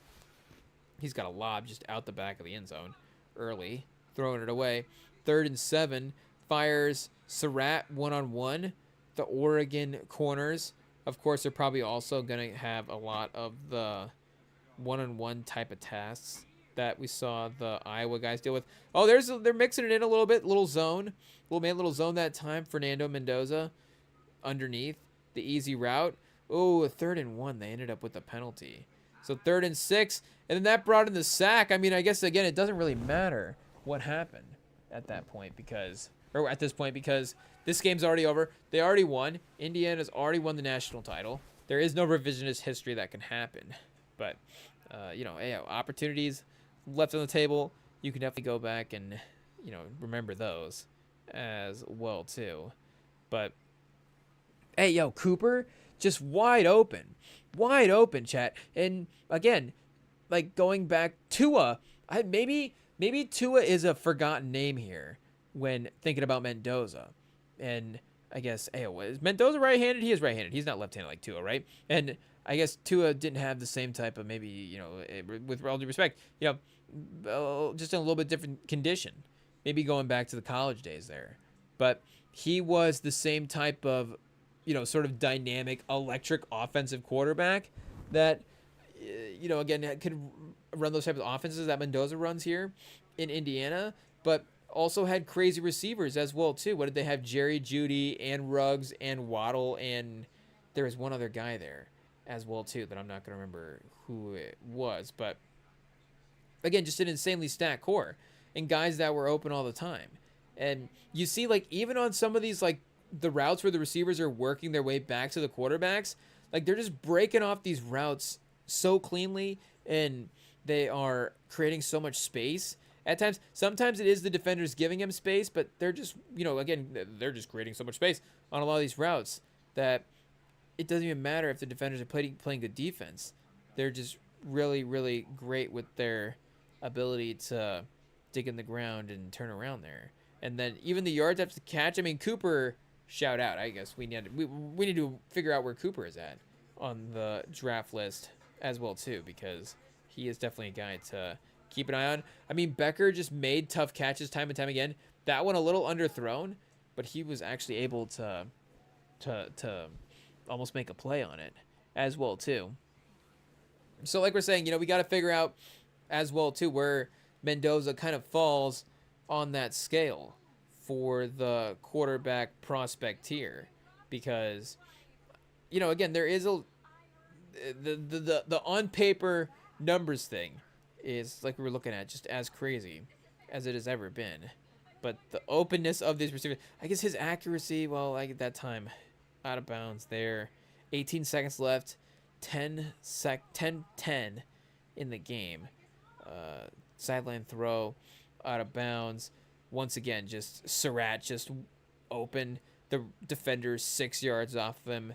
Nice low throw, though, of course, to the sideline. Like, he's carrying him out of bounds on the throw. So when the receiver is running back to the football on those routes, I guess when you go out of bounds, I don't know if that counts as stopping the clock, but you do get it for the first down anyways as well.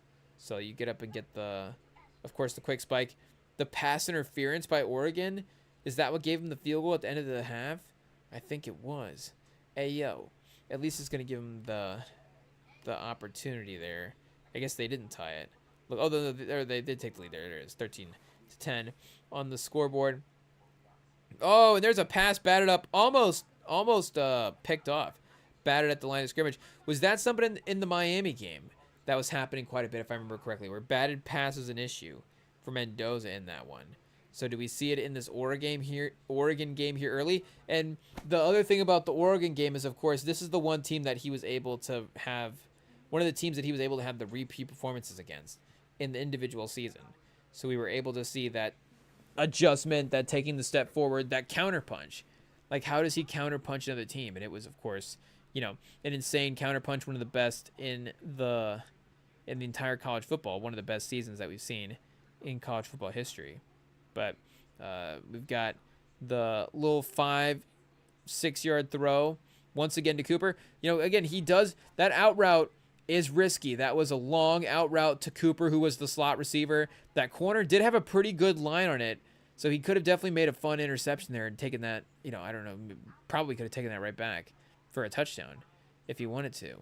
But makes the gutsy throw across the field.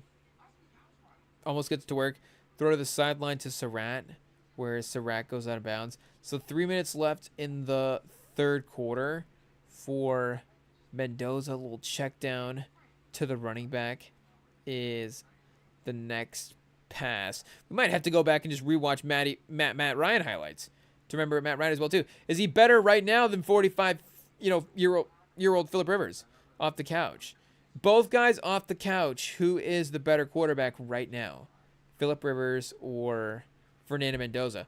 It could be close, but I guess going back to the Roethlisberger thing, that was pretty interesting because he did have the ability to have, the defenders kind of draped off of him and make these crazy throws down the field. Again, not to say that Mendoza plays with that same type of physicality, but there is like a speed to which he scrambles, and I think a speed to which he processes that is a little bit similar to Roethlisberger's there. And the, of course, winning ability as well too for him was something else that, maybe Mendoza is able to take as well. But there is the interception for the game. Is that the linebacker that is responsible? Just undercuts the receiver at that point. Yet just a soft throw that time. It is what it is. The receiver didn't quite have, just a good bait as well too by the corner. I was going to say the receiver didn't quite have a step, but I think the corner just baited him into thinking that in some ways he did have one. And Mendoza just a little bit behind him once again as well too. A little bit behind the receiver running over the middle of the field where he got the pick in the last touchdown or the last game. So another one where you could definitely make excuses for how the rest of that played out. But, those two are definitely seeing the similarities there. That is for sure. So Cooper, big play on the sideline. Yeah, 2020 with 7 minutes left in this Oregon game. It was still tied at this point.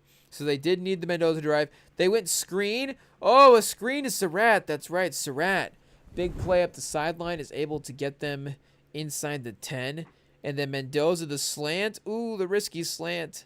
Oh, somebody related to the NFC West just got to be calling slants in the red zone. It is what it is. Nobody in the I guess that was the NFC. No, that was the NFC West. The NFC South is the one that gave up 28-3.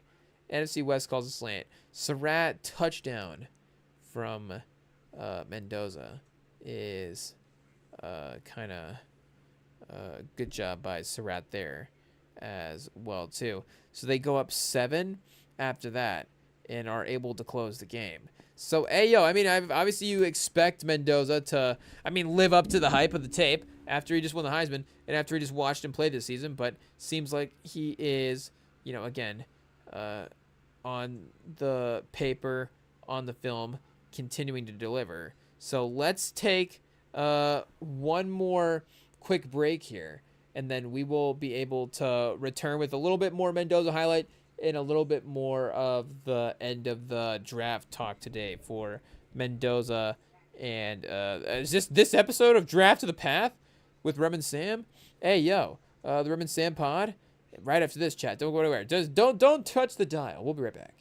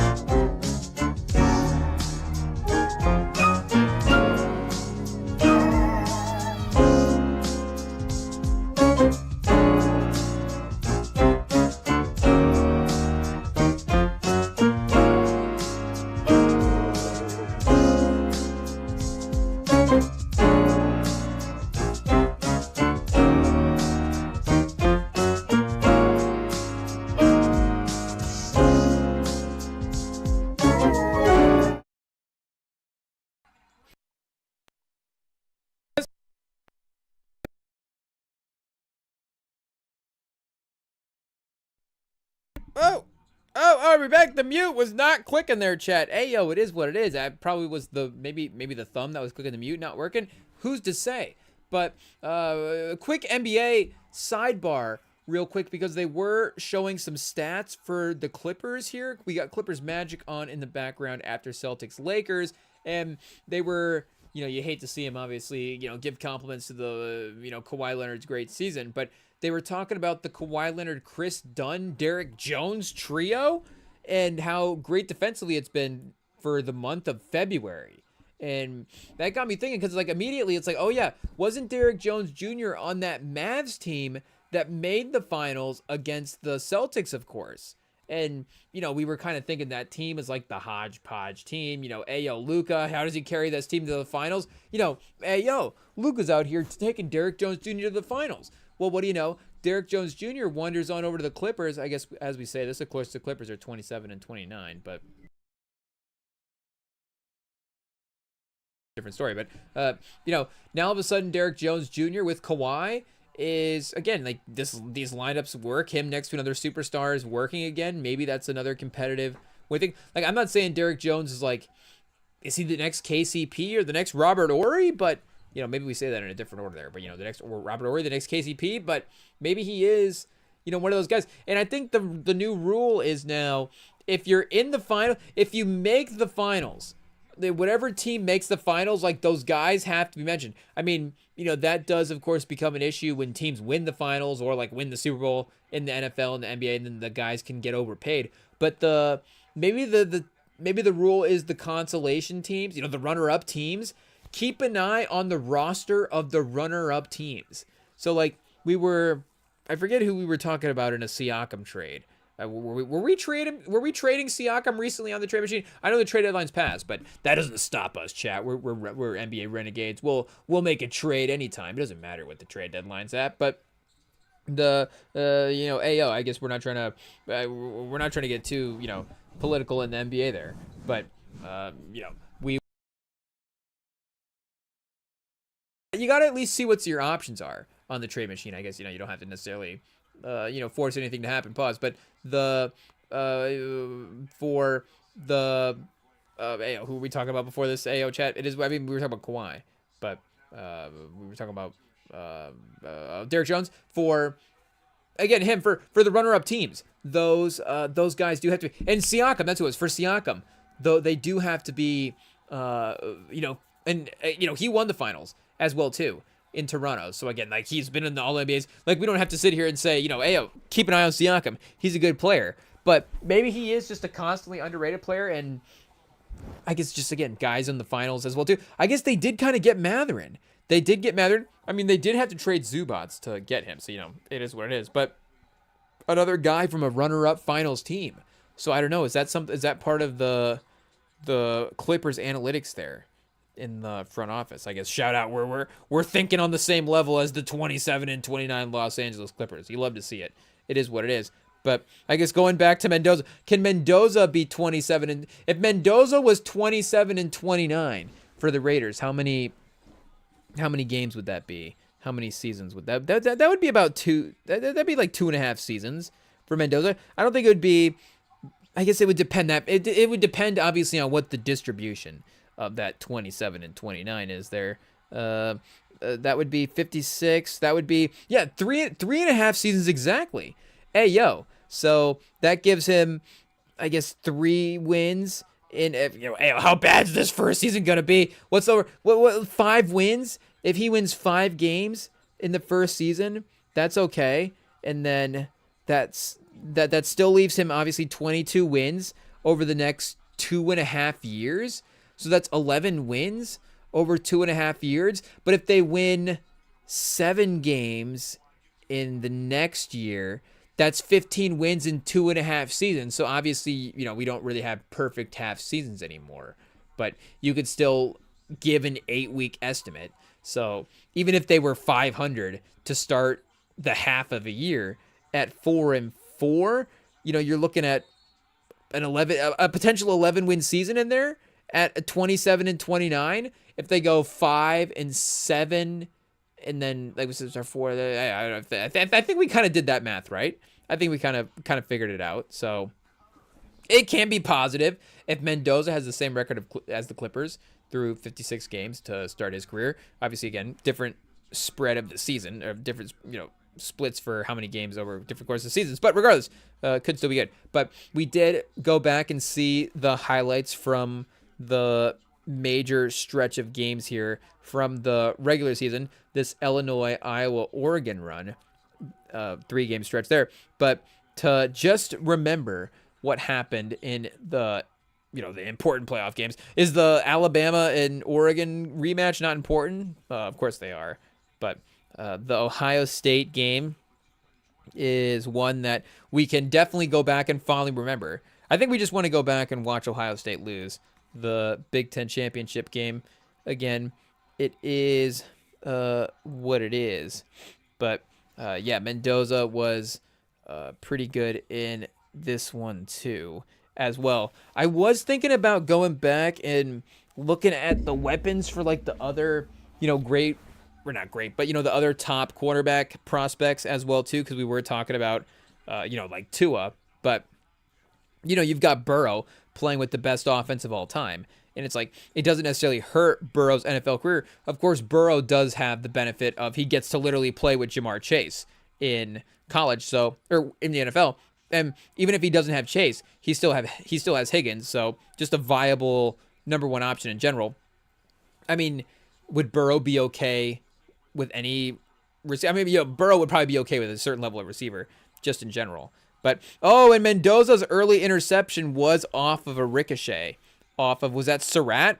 So the defender did do a good job of getting in there and making a play. It was off the screen. So fortunately, there was enough going on around the pass that he was able to be tackled right away. But, again, that could have sideline gone for, potential risky pass there. And he did have a deep throw. His next attempt, so again, we're watching the Mendoza supercut, so we're not like watching the Ohio State drive after the interception or whatever runs they ran after that. But they immediately came back with the next pass that he threw was just a deep throw. And he threw it right into double coverage. It was actually for throwing it into double coverage, to be honest, it's about as good of a throw as you can get.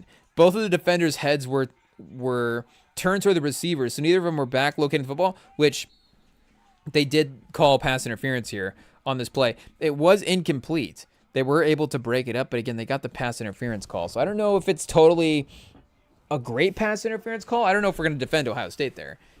That's about as good of a defense as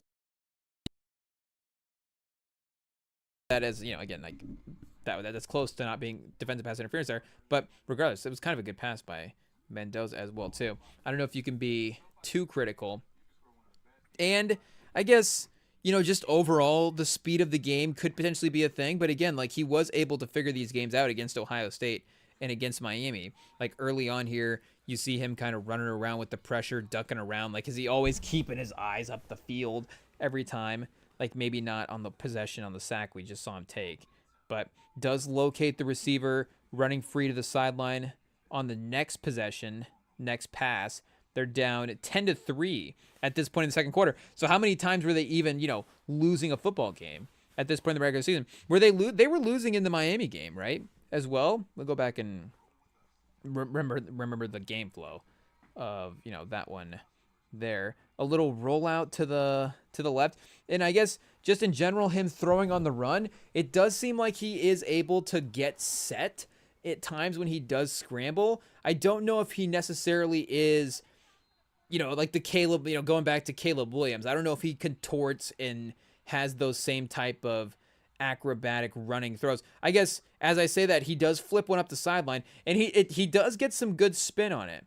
It's not very accurate, he just kind of throws it away, but it's a powerful enough throw that makes me think if he did dial it in, maybe he actually could be good at that. But that time, again, falling away, like it is off balance. It's not like a crazy throw up the field. So I guess now it's just everybody have to be, Mahomes, Josh Allen, but to bring Drake May back into it as well too. Like I'm thinking of that throw that Drake May against Buffalo. He made against Buffalo in the regular season, that Sunday night throw, where it was that kind of crazy running throw. I feel like again, Mendoza, I see him rolling out to the sideline, then getting kind of reset. And then he is able to do a good job of squaring those shoulders back up and making those throws again. And I think that does, again, help when he can dial that in. There is an accuracy to those throws because, like I'm saying, that pass is on a line a lot of the times when he is able to get a clean throw. But I don't know if it's, saying that he's relying on that or not as well too. But another deep throw down the field. That time it was just another bomb accurate there. So, this is where the Tua comparisons are happening because, again, Tua was a very dynamic deep ball thrower. So that's him trying to, I guess, there was a little of him scrambling, having to throw it away, but trying to acrobatically throw it away. And I don't know, it was a little bit of a wobbly duck. But then, immediately right away, back shoulder, 1-2, and he is able, quick read. Again, the good receivers, they can make a quick throw like that. But the jump ball to Surratt, it just perfectly hits him right on that turning away shoulder to the sideline. Exactly how, of course, they're bringing him there to execute those plays. And, again, there is, that time he does roll out to the right and does fire a pass that is a beauty, probably 15, 20 yards down the field. It is here. Let's track the steps. 1, 2, 3, 4, 5. It is a good rollout of the pocket. Again, I guess the defenders are a little bit clear of him at that point, so I don't know if he is able to, kind of almost run into the throw in some ways. But, regardless, now we're being, I guess, too picky, on what we're looking for in terms of him. The point is him being able to actually get the throws off and make the throws, even if they have to be, again, a little unorthodox in the way that they are attempted. But Becker beating the corner down the sideline, one-on-one there, perfectly leads him down the field. And I guess that was the last play, the closing play for him. They won that game 13-10, and then just kind of ran the ball out the last 2 minutes. So again, end of game, they did have that benefit, but just because they had the benefit of the run game, obviously, again, we know he was still able to purely showcase his quarterback talent as well too, because I feel like we were bringing up other names. We were bringing up Tua pretty complimentary, right? Because we were talking about Tua's ability to throw the deep ball in college. So I feel like we were bringing up a lot of these other guys in a complimentary way. And we'll bring up our own guy McCarthy in a complimentary way as well too. And I'd hate to bring up again and talk about guys that were carried by our running game.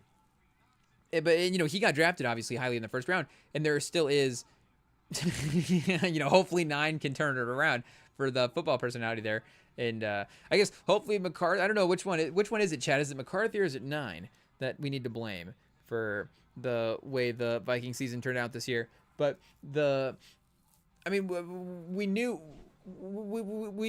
that team was a run first team, and we knew that McCarthy wasn't necessarily going to be the first quarterback off the board. Again, maybe a little bit more of a stacked class, but we were still able to separate both of those things. Just because Indiana has a great run game this year, we were still able to obviously, again, clearly kind of see what Mendoza was able to accomplish in making big throws in some of these games as well. Do we go back and watch? Let me watch. It's YouTube saying we need to watch this Stanford versus Cal game from 2024, which maybe we should. Again, it's a totally different system. Is it fair to evaluate him as a player? It'd be interesting to obviously see, pause his growth in terms of the areas in which he was able to improve. But you do see, I guess, right away the quick, they just, immediately cut to a highlight. So, I guess obviously kind of. But you immediately see the quick throw, back shoulder accuracy, which is, again, obviously the thing that Indiana was definitely scouting in terms of them needing, because again, like we were saying earlier, they were saying, what do we need to run our offense to win the national title? They weren't saying, can we go get a guy that is going to be the number 1 overall quarterback in the class and be the number 1 overall quarterback in the nation? They just had a certain skill set that they were evaluating. And this time, immediately they have him bootlegging in running around and throwing. Is that the Cal offensive line? I guess we'd have to look into Mendoza's background. Is he from the area? Like, how did he end up at Cal? I guess, you can get underrated. Shout out. And like we're saying, Cal, I guess Bartkowski and Jared Goff, Aaron Rodgers, like we're saying, they do have good quarterbacks. So he's like, I want to be in the lineage of Steve Bartkowski and Jared Goff and, be a Golden Bear. Shout out. Is he, who else was a Hoosiers quarterback besides Michael Penix? Do we have to go back and look there? I guess I didn't even think to compare him amongst other Indiana quarterbacks. Again, this season was so clearly the best season for Indiana and Indiana themselves. It's not like they were so close type of team, with all due respect, in the past.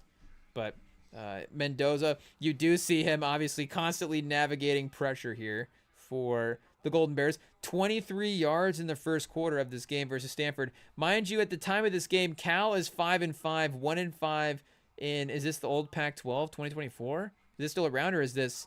Are both these teams in the Big 12 at this point? Mendoza's running. You actually see his speed here. He looked faster in Indiana. Hey, maybe just because he was running for his life. I'm not sure. But, man, he was zipping up the field on that play right there. I did, definitely, like we said, saw him create, but I don't know if we ever saw him tuck it and run quite like that at Indiana. That little screen play right there is a staple. I don't think they were quite able to get the yards after the catch the way that some of the Hoosiers guys were able to, but still, able to successfully execute the start of it. And there is that back shoulder to the touchdown where he does drop it in perfectly. Defender looking back just a second too late. And it's his timing as well, too. Like, I guess you could say, what happens if the defender looks back? But it's his timing to know when to throw that, because the receiver is not quite started to... even fully break toward the football as well, too. It is just that perfect anticipation on that type of throw. So, that if that sort of instinctual timing is there, then, that is something that you can't necessarily coach up as well, too. So, batted past the line of scrimmage. Again, maybe the batted passes are a little bit of a something to note. Again, the line of scrimmage batted passes are different than defenders maybe, making great plays on the football down the field. But either way, he is, like we're saying, still showing some of those early traits. That time is taken down from the blind side. Oh, they showed they showed a sack number 128th in sacks allowed. 35 sacks allowed in 10 games. But did we stay Stanford's record? We said that Cal was 5-5. Just to reinforce, Stanford is 3-7 at the time of this game. So up 14-7 on Cal is probably not great for just the sign of the roster. I guess we did check earlier to see who Cal has going into the draft. But knowing that Mendoza transferred and knowing how we'll say effective the transfer portal is right now, obviously. Just because you were on Cal this year doesn't mean you were on Cal in 2024 when you were playing with Mendoza. I don't know how many Mendoza's teammates on Cal, are going to the draft as well, too. Again, we could definitely go back and look at that roster. No disrespect, but just a little bit of a different tier jump. But, the open receiver to the sideline on the out route, which, again, became a staple a little bit here watching some of the Indiana stuff. He is able to hit at Cal. And that time, the throw down the field, he did just look a little bit more chaotic in stepping into that throw. So, again, you could definitely see that maybe the Indiana was able to clean up not a lot of, but maybe some of the mechanical stuff as well, too. He wasn't, necessarily super pressured. This play here that we're watching is actually pretty clean pocket from the Cal offensive line. But he does get kind of a wide base going into the throw, and I don't know mechanics if that necessarily makes you sail throws automatically. But this throw is a little bit high, and you see the crispness of the spiral that he was having at Indiana is not quite there as well too on that throw. Though you do see him throwing, you almost see him. It's almost a little more Phillip Riversy in Cal, where you see the effort into the throw versus, that was another almost thread down the sideline as well too. That time a defender was right there to almost undercut it, but he was able to just put it out of the reach of the defender. Unfortunately, the defender, I think, forced that pass out of bounds as well too. Oh, that's an interception ball. This next pass It should have been picked. The defender dropped it. He's rolling out to his right, throwing back into the middle of the field, right at the line of scrimmage. So, the awareness to hold that to the last second is, something there. You see the just general, I guess, field awareness to some degree. They are inside the field goal target line on a 3rd and 11. So maybe this is almost a scenario as well, too. 29 seconds left in the half. You probably should consider potentially just running the football out of bounds and taking the field goal going into the half. 14-10. I guess does Stanford get the ball?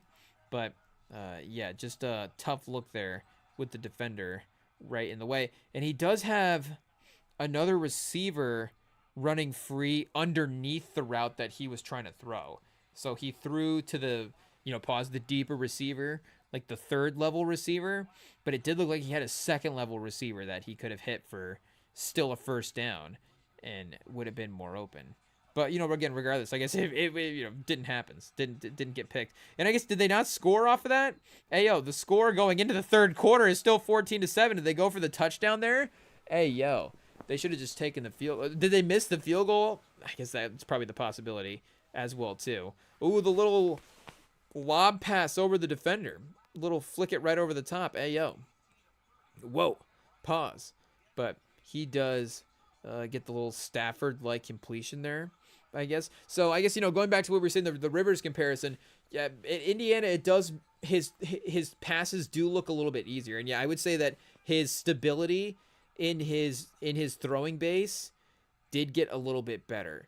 He is accurate on this throw that I'm watching here, but his legs are just, his feet are all over the place. Stepping. What is he doing here, Chad? Hey, I can't believe it. But, just again, I wasn't even really thinking about that in Indiana because, maybe sometimes the cleanliness of his pocket as well, too, that he was able to work with pause, but the ease at which he was just dropping back and getting into those throws, there was definitely a rhythm and, again, just a picturesqueness of it, I guess, that it just seemed...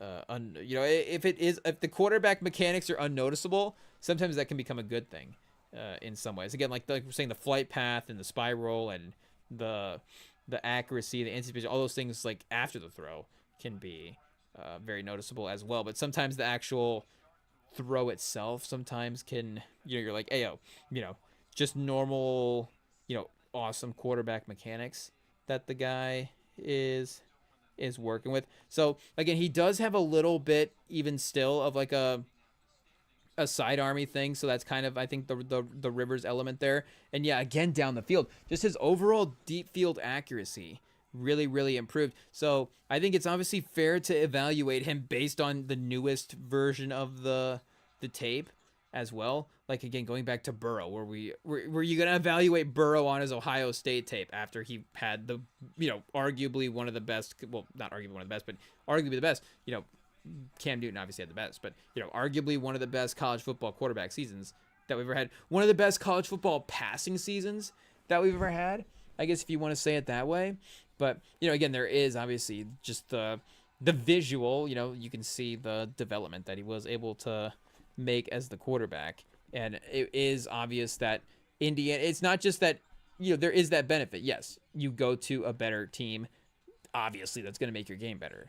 But it's clear that they were able to also just improve his quarterback, his play as well, too. But, I mean, that's, awesome for a player that you're able to just see that immediate year-to-year get better as well, too. Like, I got, and again, like we're saying, from where he was going into the season, the quarterback list definitely changed. But just watching this game specifically in 2024, and again, this is one game, again, we're kind of just judging the Stanford record here as well, too. Like, it could just be Stanford Cal is a rivalry game, so there's just going to be that tough, the former interconference.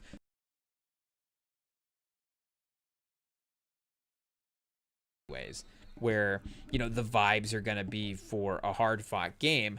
But you can definitely see, I guess, I don't know if I've seen this much improvement from a guy outside of Burrow as well. I'm trying to remember who has been the the bigger risers. Plus, I guess, speaking of improvement as a passer, like Hurts did really improve as a passer, of course, under Lincoln Riley, and just his production as a passer as well too.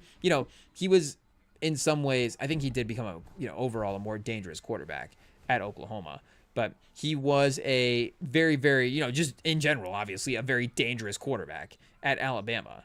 But again, Lincoln Riley was able to unlock the aerial aspect of the quarterback play in a little bit of a different way that Alabama was not quite able to. So he definitely has to be there. But he was still a guy that was drafted in the second round. So that's still probably not right. But, again, even I guess Tua now, going back and looking at that class, it's like, just switch out Tua for Jalen Hurts in the draft spot and take Jalen Hurts at 7. And now, the draft order looks a little bit more fair. But, again, you had Burrow, Herbert, and Jordan Love later for the Packers in that draft as well, too. And again, is like Jalen Hurts right now, like, definitely a way better quarterback than Love? I guess, he's had a way better career.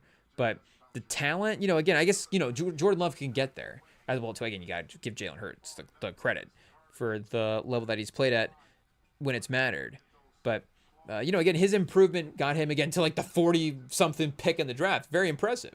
But Fernando Mendoza, again, is going to be the number 1 overall pick. And I'm trying to think of somebody that's really jumped up to that level. Or the first round as well, too. Like that. Again, obviously, we did mention Burrow. Like, obviously, outside of that, let me see if I can pull up the names as well too, because those other Oklahoma guys like Baker, obviously, again, had a great career. I think Kyler, I'm trying to remember Kyler's pre-Heisman run. Again, I don't think he was like struggling or anything. Lawrence, of course, did have the generational tag. Again, he did have to win, I guess, a little bit of a QB battle early on versus Kelly Bryant. But maybe looking back, that's just more Dabo Swinney's coaching as well, too. That seems to be, the thing that's being questioned now. I guess we do also question, Trevor Lawrence's talent now as well, too. But again, it's at the NFL level.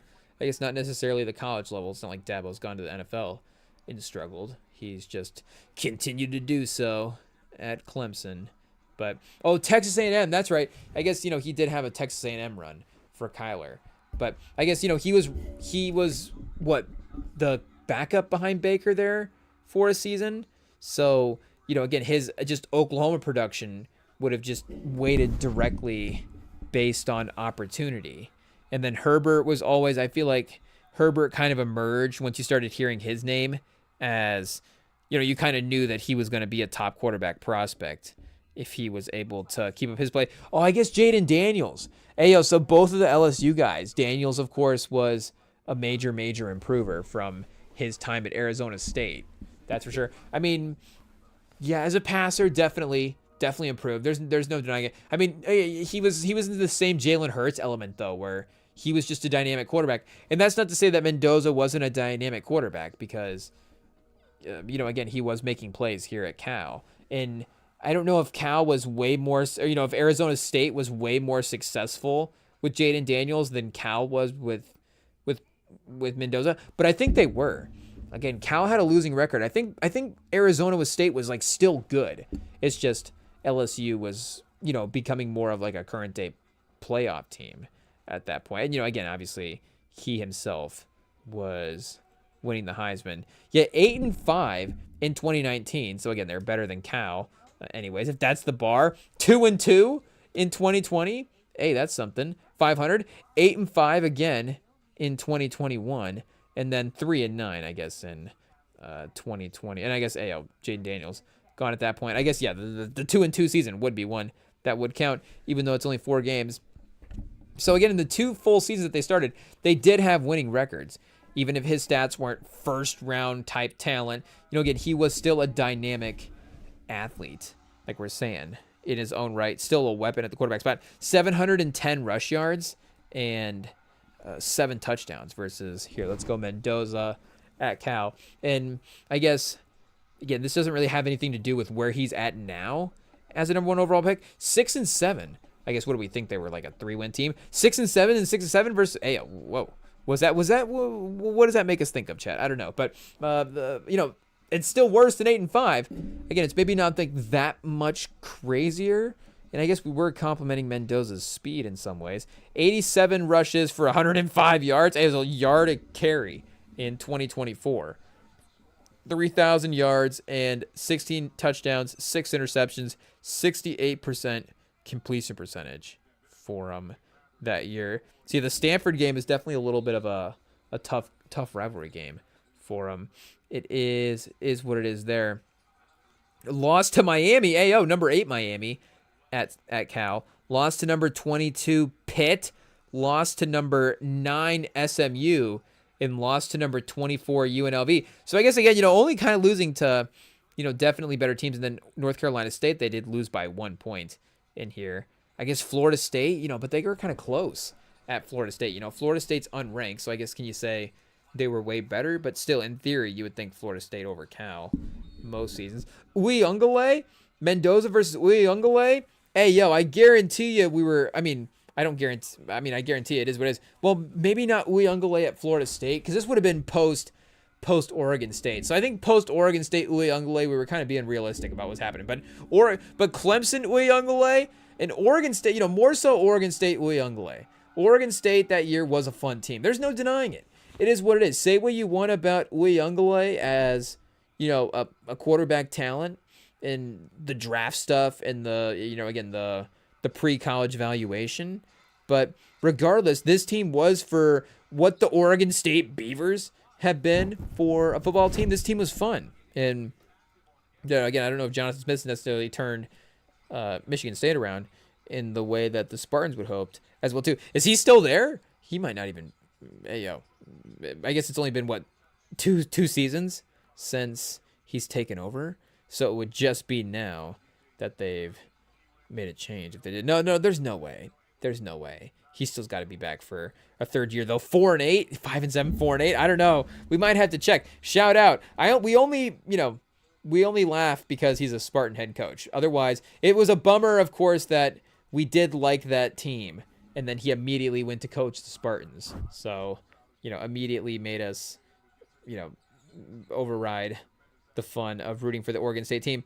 And then Uyunglele going for Florida State, though, we don't necessarily have, major problems with Florida State. Shout out the Seminoles. It is what it is. Hey, yo, so I guess it doesn't say, oh yeah, there it is right there after 2 years. So did they have a replacement? It is what it is. But otherwise, Jonathan Smith considered dark horse candidate for Big Ten OC gig. Is this, I guess maybe research we don't have to be doing. But yeah, either way, did not work out, unfortunately, for, again, the Jonathan Smith legacy of it there. But he'll be back. Again, he didn't, you don't just turn this Oregon State team around into nothing. Like, they built this up, so, you have to give him respect where credit's due. 2-10, 5-7, 2-5, 7-6, 10-3. Like, they were cooking. The run game this year was pretty fun. I guess it was, we're just assuming DJ Uyunglele, one of the 10 wins. He was 8-5 that year. It is what it is, but still fun. Jeremiah Terry, who's the running back that I'm thinking of that they had on these teams here? Was there a Martinez? Was there a Hare? Oh yeah, Damian Martinez and Deshaun Fennick. Martinez, 1,100 yards, 9 touchdowns. Shout out, carrying the offense there as well too. Anthony Gould ended up going to the Colts as well. That was the other problem. The Colts ended up drafting him like 3 rounds too high. It is what it is. I don't think you can draft a guy in the 5th round 3 rounds too high, but they kind of figured out how to do it there with him anyways. But yeah, it is, I guess, shout out the Uyunglele versus Fernando Mendoza matchup. I guess, like we're saying, at that point we would have probably conceded to Uyunglele, but we would not have guessed, I guess, that Mendoza would be the next number 1 overall pick and the next Raiders quarterback. But hey, yo, like we're saying, it's not really even a question at this point. I guess, like we're saying, for the quarterback spots, the only other debate, would be, would you ever consider taking Ruben Bain or, an offensive lineman in any case? But, they don't really have anything at quarterback as well, too. So the Raiders are just in general, like, like we're saying, a desperate team for quarterback. I was going to put him in kind of that Denver box, pause, for where the Broncos were at when they took Bo Nix. A little bit different because, again, the Broncos were like, well, we need to be good right now. Like, we've invested in this team, and we have to just try to invest in another quarterback. We already invested in Russell Wilson. But the Raiders, I guess, is Geno Smith under contract? But that was, we know how that's going to, well, like we saw that last year. It is what it is. And I guess they didn't, of course, have like the 4th or 5th round pick that was like, do we give him like 6 weeks and see what happens next year? And then maybe then we tank for, like Kenny Pickett. And again, our guy Aiden O'Connell is their backup plan. So they really don't have, again, anything for a starter. Like, and shout out, obviously we love Shedeur here on the pod. We hope that Shedeur is able to have a great season. I don't know if we're necessarily going to have like Shedeur high up on the starting quarterback rankings next year, but again, like at least Cleveland has something going into next year where they're like, Shedeur is our attempt at the starting quarterback spot. And if Shedeur doesn't work out, then we know, guess what? In 2027, we're going to be taking Arch Manning, or we're going to be taking, Grant Nussmeier again or something like that or whatever. But we know, again, like I think maybe Jackson Dart a little bit more higher up on like a trade value quarterback list. Again, same with Cam Ward for Tennessee. Again, all these guys rookies just this past class as well too. So again, the 1, 2, 3 conveniently all just do need quarterbacks in some type of way. The Cardinals, we'll see. And maybe that's the other thing as well too. Would it be a trade? Could it be any type of trade? Could the Cardinals go to the Raiders and be like, hey, Kyler Murray and 3 first-round picks for Mendoza? Like, not even to say that you would believe in Kyler Murray, but at least you get like a serviceable starting quarterback maybe, and then multiple first-round picks. But then maybe Mendoza's good and those first-round picks don't matter.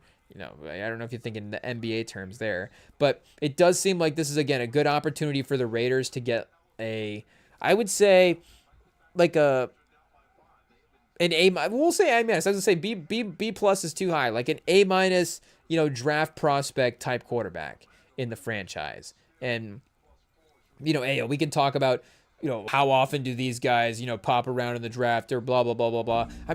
In some ways, again, you don't even need a generational talent at quarterback to win the Super Bowl. With all due respect, and Sam Darnold has had a great couple of years. So, is he playing like a generational talent in some ways? Sure. But again, you also can assemble a great team around a quarterback that can play really, really well. And that can be enough to get the Super Bowl as well, too. Fernando Mendoza seems like he has that upside to where, like the Seahawks team that we just saw assembled. It's like if he is able to find himself in that, any quarterback. But obviously there is that threshold. And the Mendoza seems like he's at the Mendoza line is actually going to be called the Sam Darnold line, but the Mendoza line for quarterbacks, like, are you at that threshold where you can kind of win the Super Bowl? And again, obviously we won't know until he's in the league and actually playing. And maybe, looking back again is like Brad Johnson, the lowest, with all due respect, like we said before, Trent Dilfer, 5 for 16 in the divisional round of the game, the divisional round, the year the Ravens won the Super Bowl. Like, it depends on how great the roster is. If you have the 2000s Ravens defense, I guess you can have any quarterback and you can win the Super Bowl. But it does seem like if you have the opportunity, because I guess to bring like Cam Ward back into it as well too. Like shout out, and we were really buying into the Cam Ward hype in the preseason. I don't know if we were. I would say right now I'm probably more sold on like I'm more sold on Mendoza going into the drafts than Cam Ward. But maybe I have to go back and watch Cam Ward Miami highlights. But I would say, again, I would say pre-draft, I would say we were probably equally as sold on Cam Ward in the preseason as we are on Mendoza right now in the pre-draft, if that makes sense. I think our stock on Cam Ward, we were definitely buying up the hype that was being put out there by the Tennessee, the Titans propaganda on the Cam Ward, off-season fun. And, again, obviously with Tennessee continuing to improve the situation around him, maybe year 2 is going to be really, really good for him. But I would say initially there's a little bit more question as like, is this a guy that, and again, 2000s Ravens defense, can Cam Ward be as good as Trent Dilfer? Probably. But, could he be, again, as good as Sam Darnold? Could he be as good as Jalen Hurts in the Eagles Super Bowl? Could he be as good as, Bo Nix this year for the Broncos, where it felt like at times, again, Bo Nix could be a Super winning quarterback this year if the Broncos were able to stay healthy and everything would be put together. Again, I think maybe Mendoza is a little bit more over that certainty. We're using as prospect terms. Obviously, nothing is certain because we don't know. And in some ways, Cam Ward is more certain because we've seen him play in the NFL. Ayo. But again, in terms of the prospect evaluation terms, I would say that again, if you have the opportunity to take a quarterback at this threshold, it's easy enough. You have to do it. It is what it is. And, again, the more I think about it, the more I kind of contextualize. And maybe there is some, competitive jealousy there again as well, too. We were saying in the season that we weren't too jealous of Indiana because, they are the underdog team and it's their first, their first time. It's like, say, Indiana, get the old, I guess, you know what the comparisons are. But, it's like, okay, you can't be, you got to be happy for them, at least the once.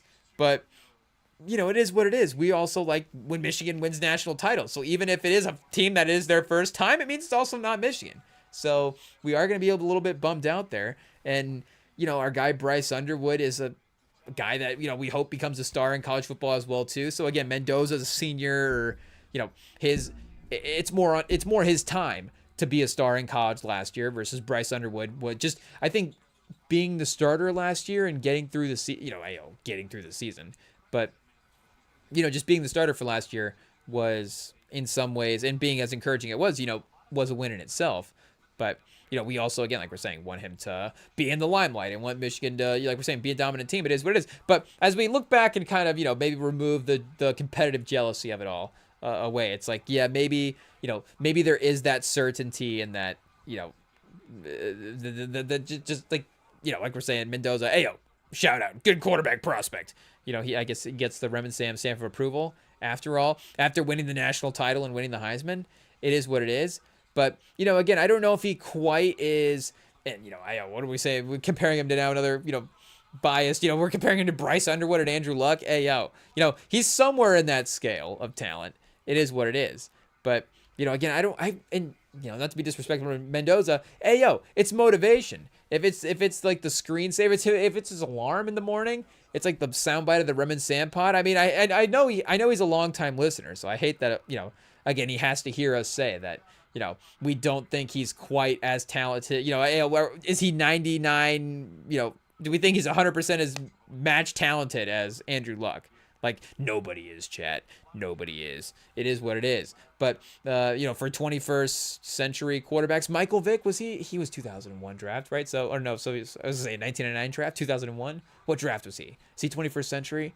So, since Michael Vick, nobody has been as talented as Andrew Luck. But, either way, I guess, the Raiders, it doesn't matter. They need Mendoza. They don't need Andrew Luck. It is what it is. So the things I think are obviously the questions are going to be infrastructure and development and those things. And I do, like I said, I like the coaching hire. I like that the idea of him in the Seahawks offense. Like, that does seem fun. I guess, is there a good team in the league that Mendoza wouldn't be good of?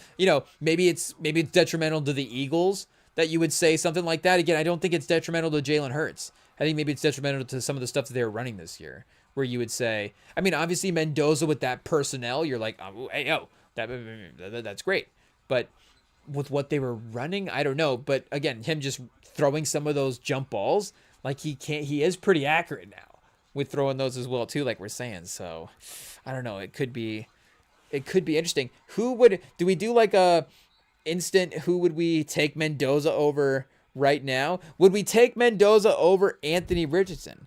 Is the question that I guess really shows whether or not we're biased for our own personal selves. It is what it is. I guess, what are we saying?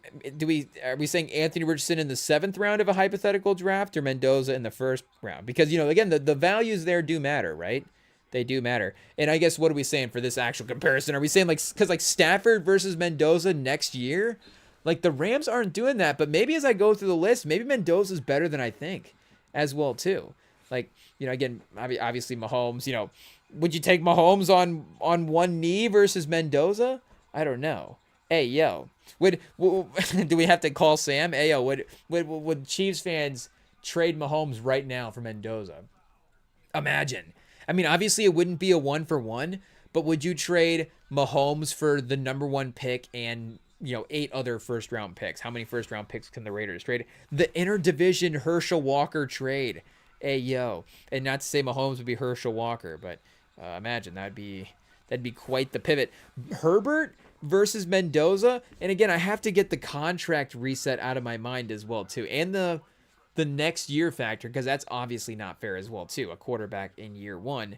But maybe like Mendoza year 3 versus Herbert, I guess at that point would be 30. 30-year-old Herbert versus 20 or year 3 Mendoza. We got 30-year-old Hurts, 24-year-old Cam Ward. I don't know. It is also that intersection as well too, where I guess like we're saying, we did see, of course, just from a playoff impact standpoint, Mahomes and Lamar not being in it. Obviously, Allen was still, able to impact the regular season in an incredible way. And, the playoffs was definitely a factor as well, too. But maybe there is that window for the 24 to 27 quarterback. I was saying, Drake May and Caleb Williams were both awesome this year as well, too. But maybe he will, maybe he does have a potential year 1 to be better than both those guys. I don't know. Maybe Mendoza will immediately be like the 17th best quarterback in the league. Again, I guess we've just had that instant sort of, hype with a lot of, like we're saying, that at least that 24 class with those guys being able to show up and play well right away. But Jackson Dart, I would probably take Mendoza over Jackson Dart, though. I don't know if I would for New York. The thing is, I do like I feel like Jackson Dart's a better quarterback for Cam Skattebo, if that makes sense. I don't know if you need to build your team around Cam Skattebo, but I do think that the culture that those two guys have, I guess just, the TikTok clips are kind of fun from those two guys. And it seems like they do actually care about building a competitive team. Like the clip, there was that clip, I don't know, I guess how viral it went, but I feel like for football fans anyways, it was viral. For football fans of NFL Media Week, it was viral. But there was that clip of them talking about, they were sitting next to the Lombardi Trophy. Was it with Kay Adams? I think fans of Kay Adams as well too. It was going viral there. But they were with Kay Adams, and maybe it wasn't. Maybe I'm just thinking it is. But they were next to the Lombardi Trophy as well too. And again, Ayo, pause. But what was she talking about? She said you can touch it. What was she saying? She was talking about the Lombardi Trophy. And Jackson Dart and Cam Skattebo were like, no, and we want to hold the Lombardi Trophy when it's ours. Ayo. So again, I'm getting a little bit confused, but interviewer in Lombardi, maybe we got to go, chat. It is what it is. We're getting crazy here. Shout out.